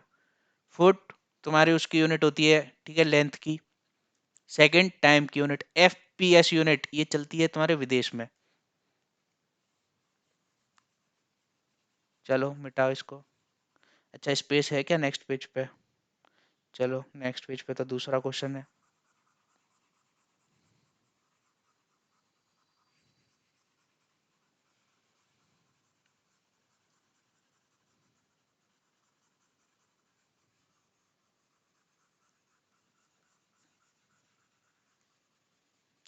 वैसे तो अब इस क्वेश्चन को आप कर ही लोगे, चलो मैं जल्दी से करा देता हूँ।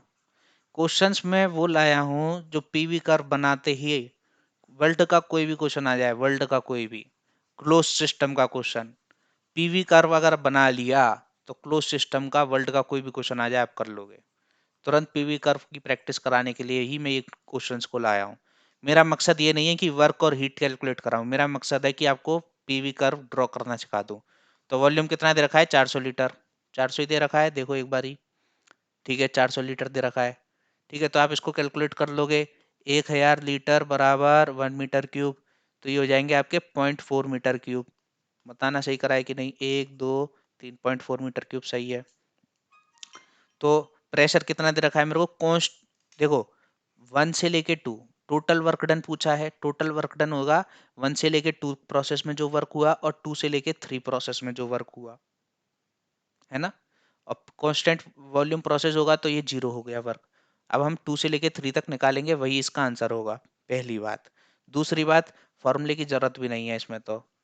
क्यों? एरिया अंडर पीवी कर्व, ये ये इनिशियल पॉइंट है, ये फाइनल पॉइंट है, ये प्रोसेस लाइन है। इस प्रोसेस लाइन के नीचे का जो भी एरिया होगा वो आपको वर्क दे देगा। खैर वो भी वही फॉर्मूला डिराइव, फॉर्मूला आ जाएगा। ठीक है एरिया, फॉर्मूला लगाओ। फॉर्मूला क्या कहेगा? ये वाली डिस्टेंस इनटू ये वाली डिस्टेंस, ये वाली डिस्टेंस पी के बराबर है और ये वाली डिस्टेंस v3 - v2 के बराबर है, तो वही फॉर्मूला हो जाएगा v3 - v2, यही फॉर्मूला आपका डिराइव हो जाता है। चलो प्रेशर है 350 और v3 - v2 करूंगा तो वो द्वारा आ जाएगा 0.4। ठीक है ये इसको आप कैलकुलेट कर लोगे, 35 × 4, 140 आ जाएगा आपके पास। किलो जूल्स, किलो पास्कल में यूज करा था तो किलो जूल्स। देखो यूनिट, तुम मेरे साथ क्वेश्चन करोगे मैं गारंटी देता हूँ जिंदगी में कभी आपकी यूनिट की गलती नहीं होने दूंगा। चलो फाइनल टेम्परेचर पूछा जा रहा है हमसे, क्या ही मजाक बना दिया इस सवाल का। फाइनल टेम्परेचर पहले है constant volume process, constant volume process पहले T1 T2 T3। यहाँ पे प्रेशर भी पता है, वॉल्यूम भी पता है, तो पहले इस स्टेट के करस्पॉन्डिंग टेम्परेचर निकाल लो। PV is equals to MRT। ठीक है देखो एक बार क्वेश्चन में क्या क्या दे रखा था हमारे को। पिस्टन सिलेंडर अरेंजमेंट है, एयर, एयर दे रखी है हमारे को, एयर यूज करनी है हमारे को। टेम्परेचर इनिशियल दे रखा है, अच्छा इनिशियल टेम्परेचर 27 डिग्री दे रखा है क्वेश्चन में। तो इस स्टेट पे 27 डिग्री दे रखा है, 27 डिग्री मतलब 300 केल्विन। ठीक है तो T2 नहीं निकाल पाओगे, हद हो गई यार। कांस्टेंट वॉल्यूम प्रोसेस है तो pressure is directly proportional to temperature. P2/P1 is equals to T2/T1। Question का मकसद सॉल्यूशन देना नहीं है, क्वेश्चन का मकसद पीवी डायग्राम सॉल्व कराना है बस। P2 क्या है? 350 डिवाइडेड बाय P1 कितना है? 150 इज इक्वल्स टू T2 मेरे को निकालना है डिवाइडेड बाय T1, T1 मेरे को 300 पता है, तो बताओ 350 डिवाइडेड बाय 150 गुणा 300, 700। T2 बराबर 700 केल्विन। T2 आ गया, लेकिन क्वेश्चन में पूछा है T3, T3 निकालना है। लो भैया, टी प्रेशर कांस्टेंट है सेकंड प्रोसेस में, इसका मतलब volume is directly proportional to temperature.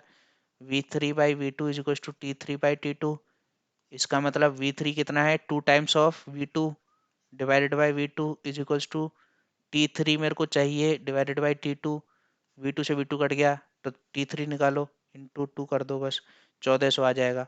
तो T3 आ गया भैया 1400 केल्विन, ये हो गया सेकंड आंसर। थर्ड जो भी ऑप्शन होगा आप खुद करोगे। Total heat required to the air, जितना हीट ट्रांसफर, ये जो क्वेश्चन में बोला था ना कि क्यू अमाउंट ऑफ हीट दी है, बताओ कितनी दी है। कितनी दी है। पहला है constant volume process, constant volume process के लिए हीट होती है M C V delta T, plus दूसरा है constant pressure process M C P delta T. ठीक है, एम नहीं पता अभी, तो सी वी क्या होता है 0.718 एयर की बात हुई है। डेल्टा टी का मतलब हो जाएगा T2 minus T1।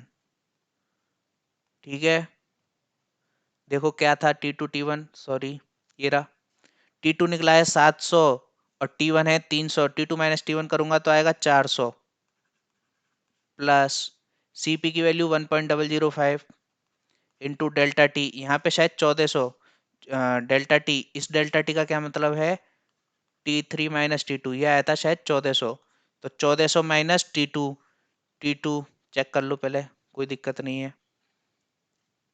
Next slide पे है, T2 है 700 और ये है 1400, माइनस करूंगा तो आ जाएगा 700। अब मास नहीं पता, तो मास के लिए आप ये लगा लोगे PV is equals to M R T, तो इनिशियल स्टेट पे लगा दो, इनिशियल स्टेट की करस्पॉन्डिंग प्रेशर 150, वॉल्यूम दे रखा है हमारे को 400 लीटर मतलब 0.4 मीटर क्यूब, एम निकालना है, आर की वैल्यू 0.287 और टेम्परेचर आपको दे रखा है 300 केल्विन। एम निकालना, यहाँ पे पुट करना, जो भी आंसर आएगा वो थर्ड ऑप्शन का आंसर हो जाएगा। क्लियर है, आओ नेक्स्ट क्वेश्चन पे। ये आया है, ये यूपीएससी का कन्वेंशनल क्वेश्चन है, 10 नंबर का क्वेश्चन था। ये क्वेश्चन नंबर 1 5 नंबर का है और ये इसी का दूसरा भाग 5 नंबर का है, टोटल मिला के 10 नंबर। इस क्वेश्चन को समझते हैं। The heat capacity at constant pressure of a certain system, तो ये मेरे से बात कर रहा है कांस्टेंट प्रेशर सिस्टम की। हीट कैपेसिटी का इसने मेरे को वो दे दिया है रिलेशन एक टेम्परेचर के साथ, इसका मतलब जो हीट कैपेसिटी है वो टेम्परेचर के साथ चेंज हो रही है, चेंज हो रही है। My dear friends, my dear friends, एक नोट बना के आप लिखो, आपको किसी ने नहीं बताया होगा, मैं आपको बताता हूँ। Difference between ideal gas and perfect gas. आपने पढ़ा होगा कि परफेक्ट गैस और आइडियल गैस इंटरचेंजेबल शब्द हैं। आइडियल गैस को ही परफेक्ट गैस कहते हैं और परफेक्ट गैस को ही आइडियल गैस कहते हैं, नहीं मेरे दोस्त। परफेक्ट गैस में अगर स्पेसिफिक हीट्स कांस्टेंट हैं तो उनको आइडियल गैस कहते हैं। सेट है परफेक्ट गैस, उसका सबसेट है आइडियल गैस। परफेक्ट गैस में अगर जो Cp और Cv की वैल्यूज हैं वो कांस्टेंट हो जाएं टेम्परेचर के साथ, कांस्टेंट है लिखा हुआ है ये, constant with respect to temperature, तो वह परफेक्ट गैस आइडियल गैस का काम करने लगती है। समझ गए। क्वेश्चन में क्या दे रखा है, Cp और टेम्परेचर के बीच में is a function of temperature, तो क्वेश्चन में जो भी गैस होगी वो परफेक्ट गैस है, आइडियल गैस नहीं है। परफेक्ट गैस है, आइडियल गैस नहीं है। गौर से समझ लिया आपने मैं क्या कहना चाह रहा हूं। ठीक है, इसको आप लिख लेना, मैं मिटा रहा हूं।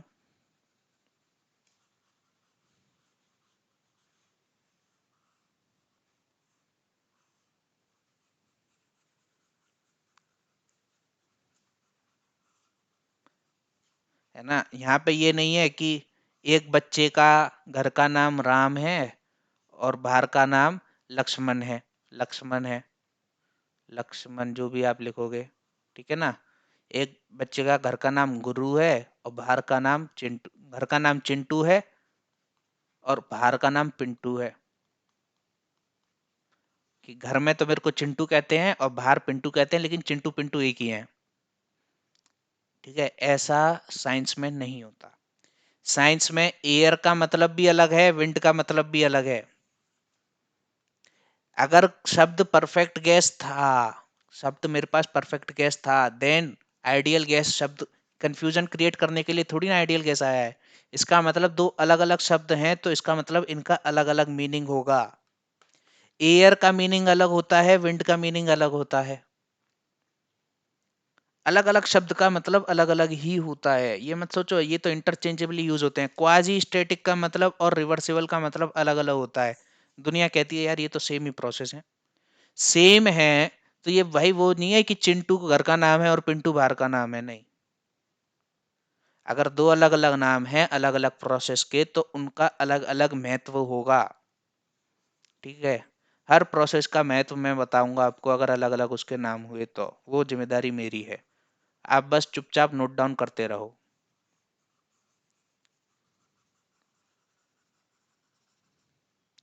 आओ इस सवाल पे। अब ये सवाल वैसे आपके लिए है नहीं, ये बहुत इजी लेवल का सवाल है, आपके लेवल का है भी नहीं, बट फिर भी प्रैक्टिस पॉइंट ऑफ व्यू से मैं करा रहा हूँ। सीपी दे रखा है 2.093, CP is equal to 2.093 plus, UPSC में 10 सवाल 10 नंबर का आया हुआ है ये, 41.87 डिवाइडेड बाई, है ना। अच्छा ये हटाओ, ये माइनस ना शो होने लगे, T plus 100 joules per degree Celsius, ये क्वेश्चन दे रखी है।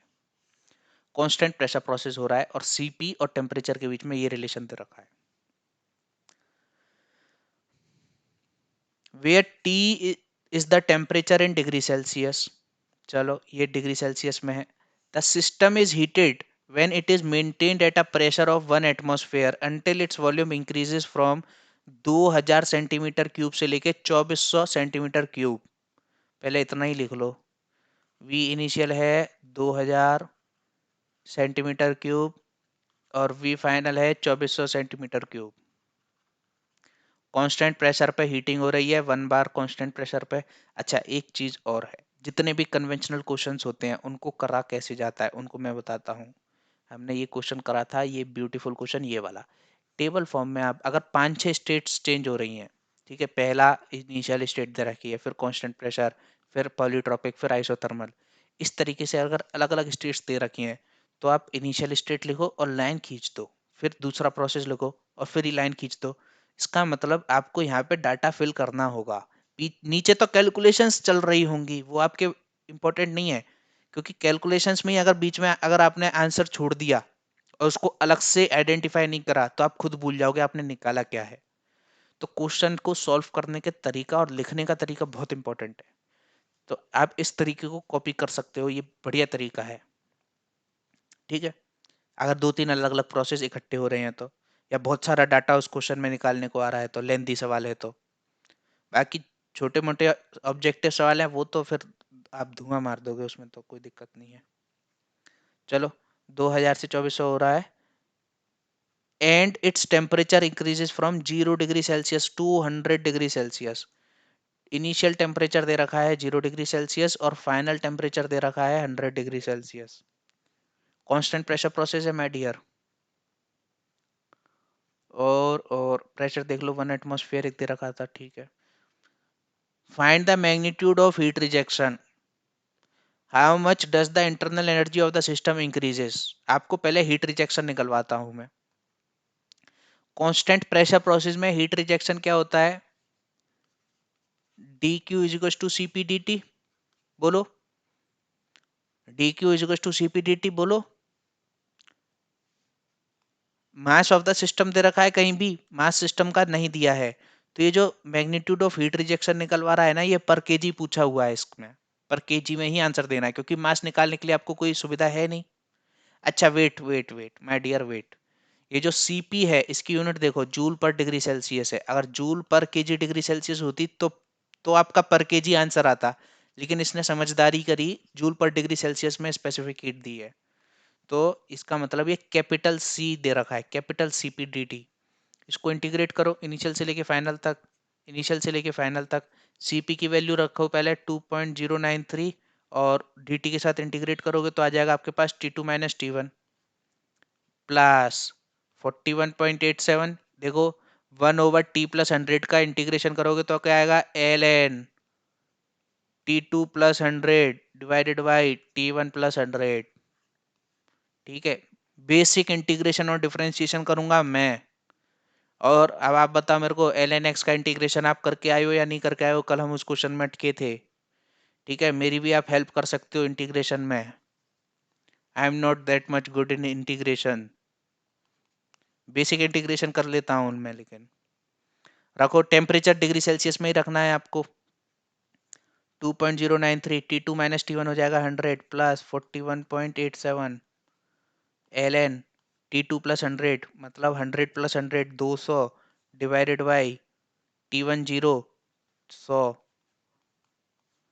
मैं बताता हूँ इसका आंसर क्या आ रहा है, ln 2 इंटू 41.87 प्लस 209.3, यह आएगा आपका 238.32, 238.32, यह आएगा आपका जूल्स, जूल्स में आएगा। क्यों आएगा? क्योंकि dt डिग्री सेल्सियस में रखा आपने, इसकी यूनिट थी joules per degree Celsius, degree Celsius ने डिग्री सेल्सियस को मार दिया, क्या बचा? जूल्स। ये आंसर है जूल्स में इतनी हीट रिक्वायर्ड होगी, ठीक है ना। तो हीट रिजेक्शन बोला गया है, मैग्नीट्यूड पूछा था, लो भैया मैग्नीट्यूड निकाल दिया। हमें क्या पता हीट रिजेक्ट हो रही है या एक्सेप्ट हो रही, उसमें ऐड हो रही है, प्रोसेस की जानकारी नहीं थी हमारे को, तो सीपी दे रखा था और मैग्नीट्यूड पूछा था, तो ये रहा आंसर मैग्नीट्यूड। ठीक है, कोई दिक्कत नहीं है। How much does the internal energy of the system increases, internal energy की और जानकारी मांग रहा है ये सवाल हमसे। यहाँ पे करते हैं सवाल को कंप्लीट। देखो क्लोज सिस्टम के लिए Q is equal to internal energy में चेंज प्लस W। Q पता है मेरे को 270 238 238.82।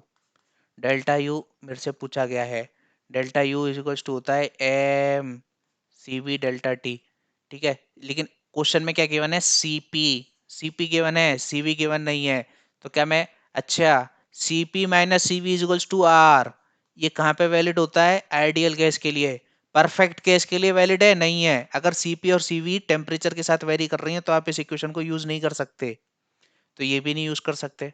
तो मेरे को जबरदस्ती वर्क के लिए जाना पड़ेगा, वर्क निकालना पड़ेगा, फिर Q माइनस डब्ल्यू करूंगा तो डेल्टा यू आएगा। वर्क कैसे निकालूंगा? कांस्टेंट प्रेशर प्रोसेस बोल दिया उसने, कांस्टेंट प्रेशर प्रोसेस बोल दिया है, तो work is equals to constant pressure process में वर्क क्या होता है? P V two minus V one, ठीक है। तो और वॉल्यूम कहाँ से? 2000 से लेके 2400 तक वेरी कर रहा है वॉल्यूम।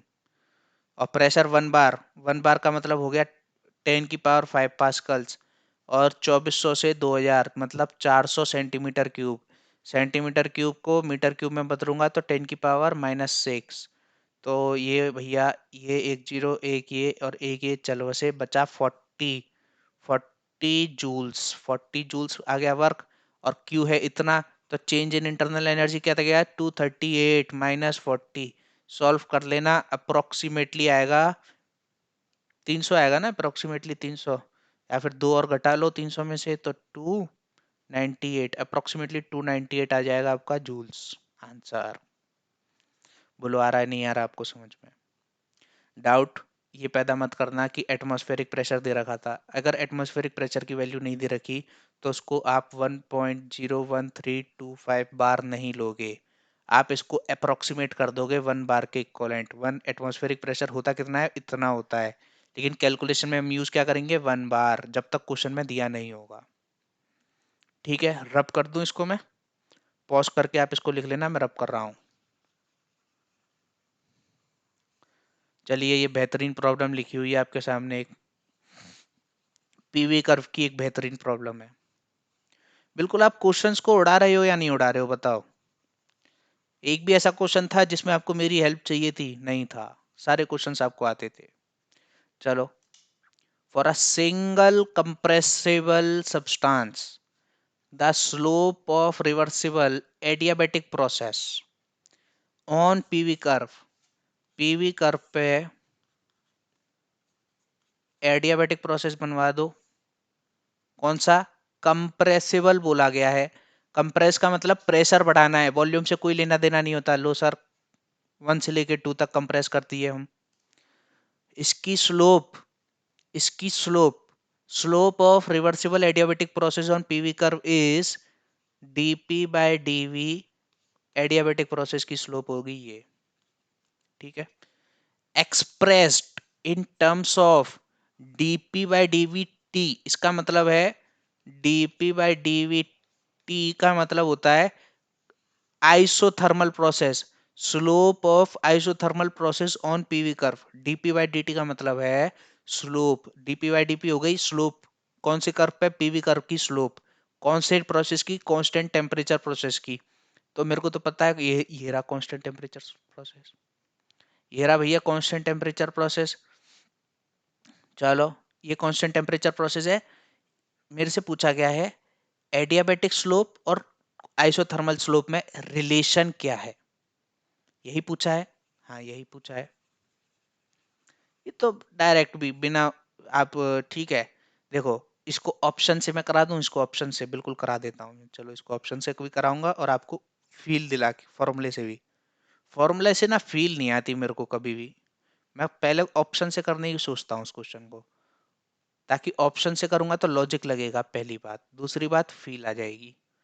1 से लेके 2 कंप्रेशन प्रोसेस, 1 से लेके 2, ये है n=1 वाला प्रोसेस मतलब आइसोथर्मल, n=1.4 ये है एडियाबेटिक, रुको, n=गामा, ठीक है, ये है ये चीज।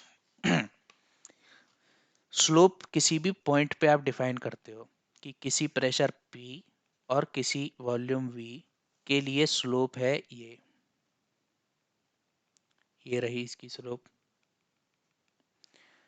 इसी प्रेशर P, इस इसी ये पॉइंट है P, इसी को आप एक्सटेंड करो, ये जहां पे काटेगा,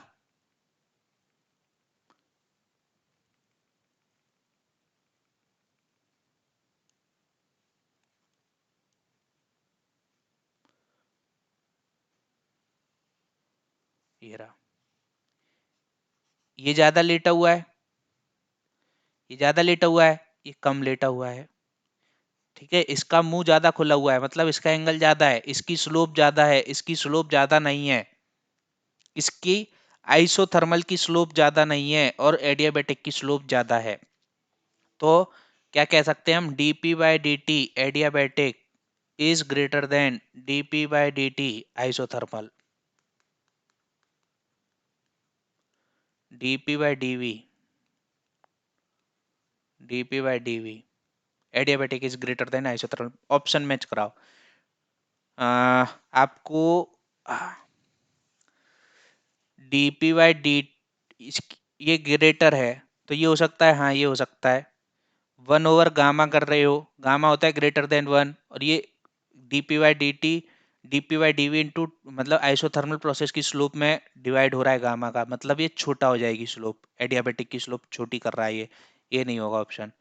ये हो सकता है, हाँ ये स्लोप बड़ी करने की कोशिश कर रहा है, ये हो सकता है, ये बता रहा है कि दोनों की स्लोप बराबर होती है, ये तो गलत हो गया पहली बात। दूसरी बात, चाहे ये हो चाहे ये हो, अब चेक करना पड़ेगा, पहली फील आ गई कि स्लोप क्या होता है, चेक करने के लिए आप सीधा फॉर्मूले पे जा सकते हो। एडियाबेटिक का फॉर्मूला पता है, पीवी की power gamma is to constant, आपको निकालना है डीपी बाई डीवी। तो मेरे हिसाब से आप इसको कर सकते हो, आप पहले प्रेशर को कांस्टेंट मानो या फिर वॉल्यूम को कांस्टेंट मानो, तो डीपी वॉल्यूम कांस्टेंट मान लिया, ठीक है, और वी की पावर गामा प्लस, अब आप प्रेशर को कांस्टेंट मान लो और वी का इंटीग्रेशन डिफरेंशिएशन कर दो, तो वी गामा-1 गामा और डीवी का वी के साथ ये आ जाएगा इक्वल्स टू 0, ठीक है, इसको इससे काटो, क्या आ जाएगा, डिनोमिनेटर में एक वी आ जाएगा, ठीक है, तो dp by dv is equals to minus gamma p by v, ये आ गया आपके पास, ये है एडियाबेटिक की स्लोप, एडियाबेटिक की स्लोप। इस तरीके के क्वेश्चन आते हैं और हर बार आते हैं, हर पेपर में दिखते हैं इस तरीके के क्वेश्चन स्लोप वाले, ठीक है, और आपको किसी भी कर्व की स्लोप निकालनी है तो आप इसी तरीके से, आपको स्लोप निकालने के लिए उस कर्व की इक्वेशन आनी चाहिए, और उसको, उसकी स्लोप अगर मेरे से टीएस कर्व में पूछी होती तो मैं D T by D S निकालता, पूछी किसमें, पीवी कर्व में, तो मैं निकाल रहा हूँ DP by DP, DP by DV, है ना। टीएस कर्व भी पढ़ानी है, जब पढ़ेंगे तो टीएस कर्व में भी मैं स्लोप निकालना सिखाऊंगा आपको। अब निकालो आइसोथर्मल के लिए, आइसोथर्मल के लिए पीवी बराबर कांस्टेंट, तो DP by DV volume constant plus pressure constant DV by DV 1 is equals to 0, तो DP by DV is equals to आ जाएगा माइनस पी बाई वी, ये है आइसोथर्मल के लिए। तो माइनस पी बाई वी इधर पुट कर दो तो ये आ जाएगा DP by DV adiabatic is equals to gamma times of DP by DV isothermal. बोलो, चलो आगे बढ़ो, ऑप्शन मैच कराओ। ये रहा ऑप्शन, ये रहा, ये ऑप्शन करेक्ट है, ठीक है ना। कौन सा ऑप्शन करेक्ट है? सी। नेक्स्ट, इसको देखो, spherical balloon of 1 metre dia contains a gas at 150 kilo pascal. तो डाया कितना है? 1 मीटर, प्रेशर है 150 kilo pascal, the gas inside the balloon is heated, ये बैलून है, इसको आपने हीट दी Q, until the pressure reaches P2 हो गया 450 kilo pascal. During the process of heating the pressure of gas inside the balloon is proportional to cube of diameter, मतलब pressure is directly proportional to the cube, pressure, रुको इसको मिटा रहा हूँ, pressure of the gas inside the balloon is proportional to cube of the diameter of the balloon बोला गया है। find the work done by the gas। Question में क्या क्या गिवन है? इनिशियल डाया दे रखा है 1 मीटर का, फिर आपने हीट दी ताकि प्रेशर यहां से लेके यहां तक चला जाए। चलो करो इस सवाल को। वर्क क्या होता है? पीडीवी, इंटीग्रेशन पीडीवी 1 से लेके 2 तक, ठीक है। या फिर इसको आप ऐसे लिख सकते हो, V1 वॉल्यूम से लेके V2 वॉल्यूम तक। मेरे को दे रखा है pressure is directly proportional to D cube, ठीक है। किसी भी स्फेरिकल का वॉल्यूम बताना, स्फेरिकल बॉडी का वॉल्यूम होता है 4/3 πr क्यूब। इसको आप अगर डायमीटर के टर्म में लिखोगे तो π/6 d³ आता है, ठीक है। π/6 d³, तो मैं यहाँ से कह सकता हूँ कि volume is also directly proportional to d³, pressure is also directly proportional to d³। बोलो, pressure is also directly proportional to d³। यहाँ से मैं कह सकता हूँ कि volume is also directly proportional to d³। क्या मैं कह सकता हूँ pressure is directly proportional to volume? क्या ही गजब बात हो गई। पीवी कर्व अगर मेरे को ड्रॉ करने को बोला नहीं है, अगर मेरे से ड्रॉ करने को बोला जाता पीवी कर्व, तो एक ये स्ट्रेट लाइन बन जाती, और क्रॉसिंग फ्रॉम ओरिजिन, ओरिजिन से पास होने वाली एक ये स्ट्रेट लाइन बन जाती। ये इनिशियल स्टेट है, फिर इसमें आपने प्रोसेस में हीट ऐड करी है, हीट ऐड करते हो तो एरो को अंदर की तरफ दिखाते हो प्रोसेस लाइन पे, और ये स्टेट 1 है और ये स्टेट 2 है। आपको क्या निकालना है? वर्क निकालना है। वर्क क्या होता है? Area under the process. क्या मैं यहां से ये भी तो निकाल सकता हूँ, एरिया अंडर द प्रोसेस, ये V1 और ये V2, या तो मैं यहाँ से निकाल लूँ एरिया ऑफ ट्रिपोजॉइडल, क्या होता है? Half sum of parallel sides, मतलब V1 plus V2 into distance between them, into distance between them, sorry sorry, sum of parallel sides V1 plus P1 plus P2 into distance between them V2 minus V1। Simple, P1 P2 V2 V1 पता हो तो ये formula लगा सकता हूँ। इस फॉर्मूले से जाना है, इस फॉर्मूले से चले जाओ। कैसे करोगे? Pressure is directly proportional to d³। क्या कह सकता हूं मैं? Pressure is directly proportional to volume, तो क्या कह सकता हूं? Pressure is equals to constant into volume, pressure is equals to some constant into volume. So work is equals to क्या हो जाएगा? Some constant into volume dv, from V1 से लेके V2 तक। कांस्टेंट इंटीग्रेशन से बाहर आ जाएगा, v का इंटीग्रेशन v²/2 फ्रॉम V1 से लेके V2 तक, then this constant into V2 का स्क्वायर माइनस V1 का स्क्वायर डिवाइडेड बाई 2, ठीक है। क्वेश्चन में देखो अब क्या क्या गिवन है आपको। P2 गिवन है साफ साफ, P1 गिवन है आपको साफ साफ, तो क्या कह सकते हैं हम? Pressure is directly proportional to d³, तो मैं कह सकता हूँ P1 is directly proportional to d³। मैं कह सकता हूँ P1 है 450 is equals to some constant C1 into d³ d³ कितना है? 1, तो some constant is equals to कितना आ गया? 450। अगर मेरे को,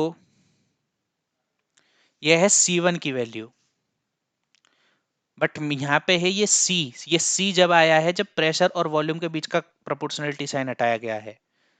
तो क्या कह सकते हैं हम, इसको मेरे हिसाब से अब आप सॉल्व कर ही लोगे। आप मेरे को फालतू मेरी एनर्जी को डाउन करा रहे हो। इस क्वेश्चन में अब कुछ रहा नहीं है वैसे। डायरेक्ट आप इस फॉर्मूले से भी जा सकते हो, ठीक है ना, कैसे भी आप इसको यूज कर सकते हो। मैं बताऊं, इंटीग्रेशन हटाओ, इंटीग्रेशन आपके लिए होमवर्क है, ये कांस्टेंट वगैरह का चक्कर आप खुद से करना। मैं इसको शॉर्ट फॉर्म में जल्दी से आपको बताता हूँ कैसे करूँगा मैं अगर अपने मेथड से करूँ इसको, तो P1 नोन है 150 किलो पास्कल और P2 नोन है 450, यही है, हाँ यही है मेरे, 150 और 450। Pressure is directly proportional to D cube, P1 by P2 is equals to D1 cube by D2 cube. तो मैं यहाँ से निकाल सकता हूँ D2 cube is equals to कितना हो जाएगा भैया, D2 क्यूब हो जाएगा P2 by P1 into D1 cube. D1 कितना है 1, ठीक है, D1 कितना है 1 into P2 by P1, P2 by P1 हो जाएगा 450 बटे 15×3 = 45, 3। तो D2 क्या हो जाएगा, D2 इज इक्वल्स टू √3, ओहो ओहो 3⁻⁴ ये हो गया भैया फाइनल डायामीटर। इस फाइनल डायमीटर के करस्पॉन्डिंग V2 कितना हो जाएगा, V2 is equals to π/6 d cube, π/6 d cube, अच्छा d क्यूब के लिए 3 पता ही है, और V1 क्या है π/6 d cube, D1 cube, D1 कितना है 1, ये आ गया। P1 पता है, P2 पता है, V2 पता है, V1 पता है, put the formula get the value.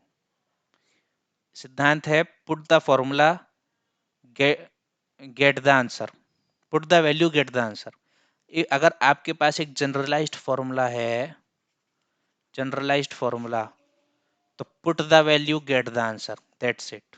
ये रहा जनरलाइज्ड फॉर्मूला।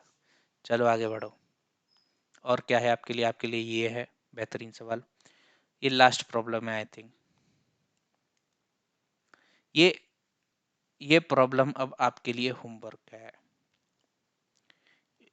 अब इन प्रॉब्लम्स में, अब ये मैं बता रहा हूँ आपको क्या क्या आता है, मैं बताऊँ आपको, आपको खुद नहीं पता है इस वक्त कि आपको क्या क्या आता है। आपको लगता है कि अभी तक हमने सीखा ही क्या है, आपने अभी तक बहुत कुछ सीख लिया है। आपको पीवी कर्व कोई भी ड्रॉ करने आए इस दुनिया में, कोई भी पीवी कर्व ड्रॉ करवा ले, आपको पीवी कर्व आता है, ठीक है। आपको फर्स्ट लॉ ऑफ थर्मोडायनेमिक्स का यूज करना आता है। ये क्वेश्चन आपने अगर होमवर्क में खुद से कर लिया तो फिर आप बादशाह हो, क्योंकि इस क्वेश्चन में 3 अलग अलग प्रोसेस हो रहे हैं। पीवी कर्व की ये सबसे बेस्ट प्रॉब्लम है, पीवी कर्व आपको इससे बेहतरीन समझ में आ जाएगा। तो ये है आपके लिए होमवर्क प्रॉब्लम। इसको स्क्रीनशॉट लो आप सबसे पहले, ठीक है, ले लिया। नेक्स्ट करूं, अब आप इसका स्क्रीनशॉट लो। यहाँ पे आके ये डायग्राम खत्म हो रहा है। क्या बोला है, sketch the path followed by each the process on a single diagram. वही पीवी डायग्राम की बात हो रही है। पीवी डायग्राम पे आपको सारे प्रोसेस को स्केच करना है। कौन कौन से, पहला हीटिंग एट कांस्टेंट वॉल्यूम, फिर आइसोथर्मल, फिर एडियाबेटिक। इसको आप खुद से सॉल्व करोगे। कुछ चुनिंदा बातें आप लोगों के लिए, चुनिंदा बातें हैं कुछ, सुन लो। फर्स्ट लॉ ऑफ थर्मोडायनेमिक्स लगाना है मेरे को, ठीक है। एक एग्जांपल लेता हूं कि अगर मेरे पास ये सिस्टम है, इस सिस्टम में एक हीटर से ये बाउंड्री, यहाँ पे आपने पहले इलेक्ट्रिक वर्क दिया और इस हीटर ने हीट दी, इस हीट की वजह से इसका जो इंटरनल एनर्जी है वो राइज हो रही है, और ये सिस्टम इंसुलेटेड है, मतलब हीट कोई भी बाहर नहीं जा रही है। तो आप कौन सी, first law of thermodynamics, system के अक्रॉस जो एनर्जी इंटरेक्शन है, डेफिनेशन सुन लेना, सिस्टम के अक्रॉस जो एनर्जी इंटरेक्शन है उनका लॉ ऑफ कंजर्वेशन लगाना होता है। तो सिस्टम के अक्रॉस कौन सी गई है, सिस्टम के अक्रॉस हीट गई है, ना कि ये जो इलेक्ट्रिक वर्क है वो गया है। तो आप क्या लगाओगे, Q1 से लेके 2 is to the change in internal energy, क्योंकि ये रिजिड वेसल है। पहली बात समझ लो, ये रिजिड वेसल है, मतलब वॉल्यूम कांस्टेंट होगा, वर्क तो हो ही नहीं सकता, पहला केस।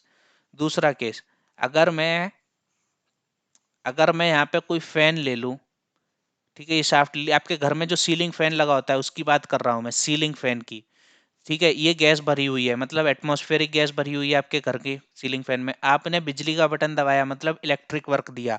इलेक्ट्रिक वर्क से ये पंखा घूम रहा है, ये पंखा घूम रहा है और इस पंखे का काम क्या है, जो ये सराउंडिंग एयर है, इस पंखे की पंखड़ियों के आसपास की जो हवा है उस हवा को डिस्प्लेस करना।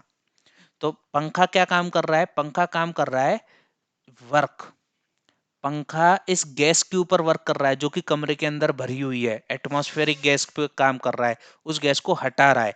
तो वर्क मैंने आपको बताया था ना, अगेंस्ट एटमॉस्फेयर वर्क क्या होता है, पीडीवी। अगेंस्ट एटमॉस्फेयर वर्क क्या होता है, PDV, P not into V two minus V one. P not है एटमॉस्फेरिक प्रेशर और V two minus V one होता है कि कितना धक्का दिया गया है एटमॉस्फेयर को। ये एक फॉर्मूला हम बहुत ज्यादा लगाते हैं जब ये पिस्टन सिलेंडर अरेंजमेंट होता है, लेकिन यहाँ पे तो ये पंखा घुमा रहा है। एटमॉस्फेरिक प्रेशर मेरे को अननोन हो, चलो एटमॉस्फेरिक प्रेशर नोन भी है, लेकिन मेरे को ये नहीं पता कि कितना वॉल्यूम गैस का डिस्प्लेस हुआ है। तो बेसिकली आपको बस याद क्या रखना है, आपको ये याद रखना है कि work done by fan will be going to store in the internal energy of the system, क्योंकि ये सिस्टम इंसुलेटेड है, इस सिस्टम में से कोई हीट तो जाएगी ही नहीं। सॉरी सॉरी सॉरी, एक second. Q is equals to delta U plus W, आपको ये यूज करना है। फिर आपको लगाना है Q जीरो है और वर्क नेगेटिव है, क्यों, क्योंकि वर्क अगर सिस्टम के ऊपर करा जाता है तो वो नेगेटिव होता है, वर्क नेगेटिव है, तो अगर ये नेगेटिव है तो इसको आप इधर ले आओ, तो work is equals to delta U, ये आ जाएगा। तो जितना वर्क हो रहा होगा सिस्टम के ऊपर वो सिस्टम की इंटरनल एनर्जी में जाके स्टोर होगा। आपको फर्स्ट लॉ ऑफ थर्मोडायनेमिक्स की फील आ रही है? इस तरीके के क्वेश्चन आज आए हुए हैं। जितने क्वेश्चंस मैंने करा दिए इसके अलावा आपको कोई क्वेश्चन करने की जरूरत नहीं है। चलो प्रेशर कुकर देखो, प्रेशर कुकर एक आपने सुना है, आपको प्रेशर कुकर का प्रिंसिपल पता है? बिल्कुल आपको पता है।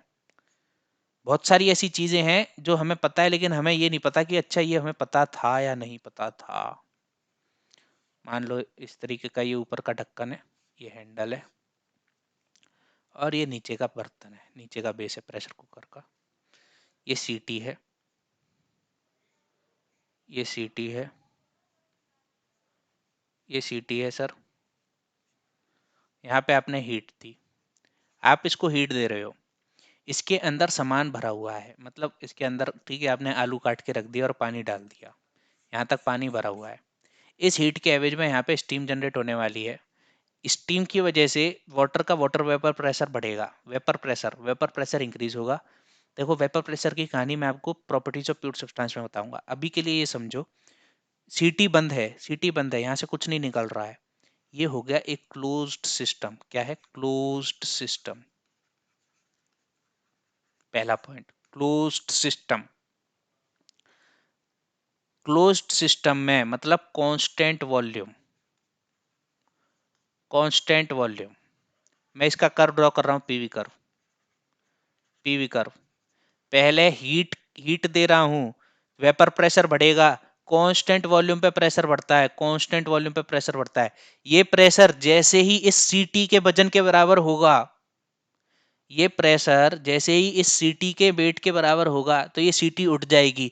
जितना एक्सिस प्रेशर उठ, देखो अगर 30 पास्कल का प्रेशर है और ये 30 पास्कल का प्रेशर इस mg वेट को बैलेंस कर सकता है, अगर तो जैसे ही 30.1 पास्कल का प्रेशर होने लगेगा तुरंत गैस निकल के जाएगी और यहाँ पे वेपर प्रेशर कम कर देगी। वेपर प्रेशर कम कर दिए, 30.1 तुरंत ड्रॉप होके 30 आ जाएगा, मतलब कांस्टेंट प्रेशर पे काम होएगा, कांस्टेंट प्रेशर पे काम होगा। सीटी उठने लगेगी, उठने लगेगी, यहाँ पे आ जाएगा, वॉल्यूम इंक्रीज हो जाएगा। अच्छा वॉल्यूम इंक्रीज होता है या नहीं होता है? शुरू में कांस्टेंट वॉल्यूम प्रेशर रहता है और वॉल्यूम इंक्रीज नहीं होता है, लेकिन जो वॉल्यूम निकल के गया है ना, तो हम कह सकते हैं कि इनिशियल कंडीशन में क्या है, इनिशियल कंडीशन में ये प्रेशर कुकर है, ये प्रेशर कुकर है। प्रेशर कुकर में ये वॉल्यूम भरा था 100, मान लो 0.5 सेंट, मान लो 1 लीटर, 1 लीटर का प्रेशर कुकर था, इसमें 1 लीटर पानी पानी भरा हुआ था मान लो।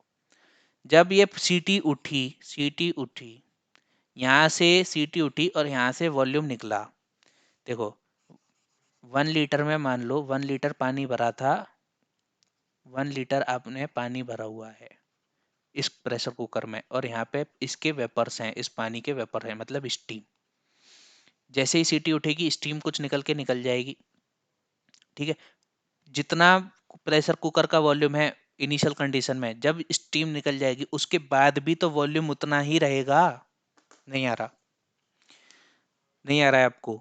But volume increase in the sense, ये कह सकते हैं कि इनिशियली प्रेशर कुकर के अंदर जो था वो इनिशियल स्टेट और फाइनल स्टेट में तो सेम है, लेकिन एक्स्ट्रा वेपर, एक्स्ट्रा वॉल्यूम निकला है, ये एक्स्ट्रा वॉल्यूम निकला है ये, इसीलिए आप इसको इस तरीके से भी शो कर सकते हो।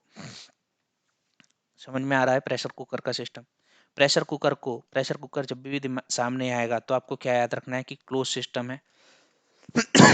भले ही यहाँ से स्टीम निकल रही है, मैंने ओपन सिस्टम का एग्जांपल क्या दिया, मैंने ओपन सिस्टम में आपको बताया था कि अगर किसी सिस्टम में, ठीक है, कुछ मास एग्जिट होए, मास अगर एग्जिट होएगा तो उसको क्लोज सिस्टम नहीं ओपन सिस्टम की तरह ट्रीट करेंगे। या फिर इसमें मास इनलेट हुए तब भी ये ओपन सिस्टम है, मतलब मास का इंटरेक्शन बाउंड्री से हो गया, मास का इंटरेक्शन बाउंड्री से हो गया तो ओपन सिस्टम। बट अनफॉर्चुनेटली कह लो या फॉर्चुनेटली कह लो कि प्रेशर कुकर को क्लोज सिस्टम की कैटेगरी में डाला गया है, पहला पॉइंट। दूसरा पॉइंट, इसको कांस्टेंट वॉल्यूम प्रोसेस इसके ट्रीट करते हैं, constant volume process, constant volume process इसको हम ट्रीट करते हैं प्रेशर कुकर को। बोलो आ रहा है नहीं आ रहा है? यह है प्रेशर कुकर की कहानी। ये डायग्राम बना हुआ है स्टीम के लिए, ये जो स्टीम है कि कांस्टेंट प्रेशर पे पहले इस स्टीम का प्रेशर बढ़ेगा और फिर ये स्टीम बाहर निकल के एक्सपेंड कर जाएगी। अगर मैं प्रेशर कुकर के लिए सिर्फ प्रेशर कुकर के लिए पीवी कर्व ड्रॉ करने वाला हूँगा तो प्रेशर कुकर के लिए बस ये बनेगा आपका इनिशियल स्टेट से फाइनल स्टेट तक पीवी कर्व। कांस्टेंट वॉल्यूम पे प्रेशर बढ़ता है, फिर फिर वो प्रेशर अगर सीटी के वजन के बराबर हो जाता है तो सीटी उठ जाती है, तो एक्सिस प्रेशर निकलने लगता है, फिर सीटी बैठ जाती है, फिर और प्रेशर, फिर सीटी निकल जाती है तो ये प्रेशर थोड़ा सा डाउन आ जाता है, फिर आप सीटी डाउन है, फिर आपने हीट दी, फिर ये प्रेशर ऊपर आ जाता है, फिर सीटी से वो निकल जाती है। तो इस तरीके से आपसे कांस्टेंट वॉल्यूम प्रोसेस पे प्रेशर इंक्रीज होता है प्रेशर कुकर में। आपको प्रेशर कुकर का बादशाह बना दिया मैंने। अब आप, ठीक है, हॉकिंस में जाके जॉब लेना, उनको समझाना प्रेशर कुकर आपकी कंपनी का ऐसे काम करता है। तो आई होप आपको मजा आया होगा। मेरी रिक्वेस्ट पे आप इस क्वेश्चन को प्लीज खुद से करके देखना, मैं कितने भी करा दूं लेकिन खुद से नहीं करोगे तब तक मजा नहीं आएगा। चलिए आज का सेशन एंड करते हैं। Thank you for watching today's lecture.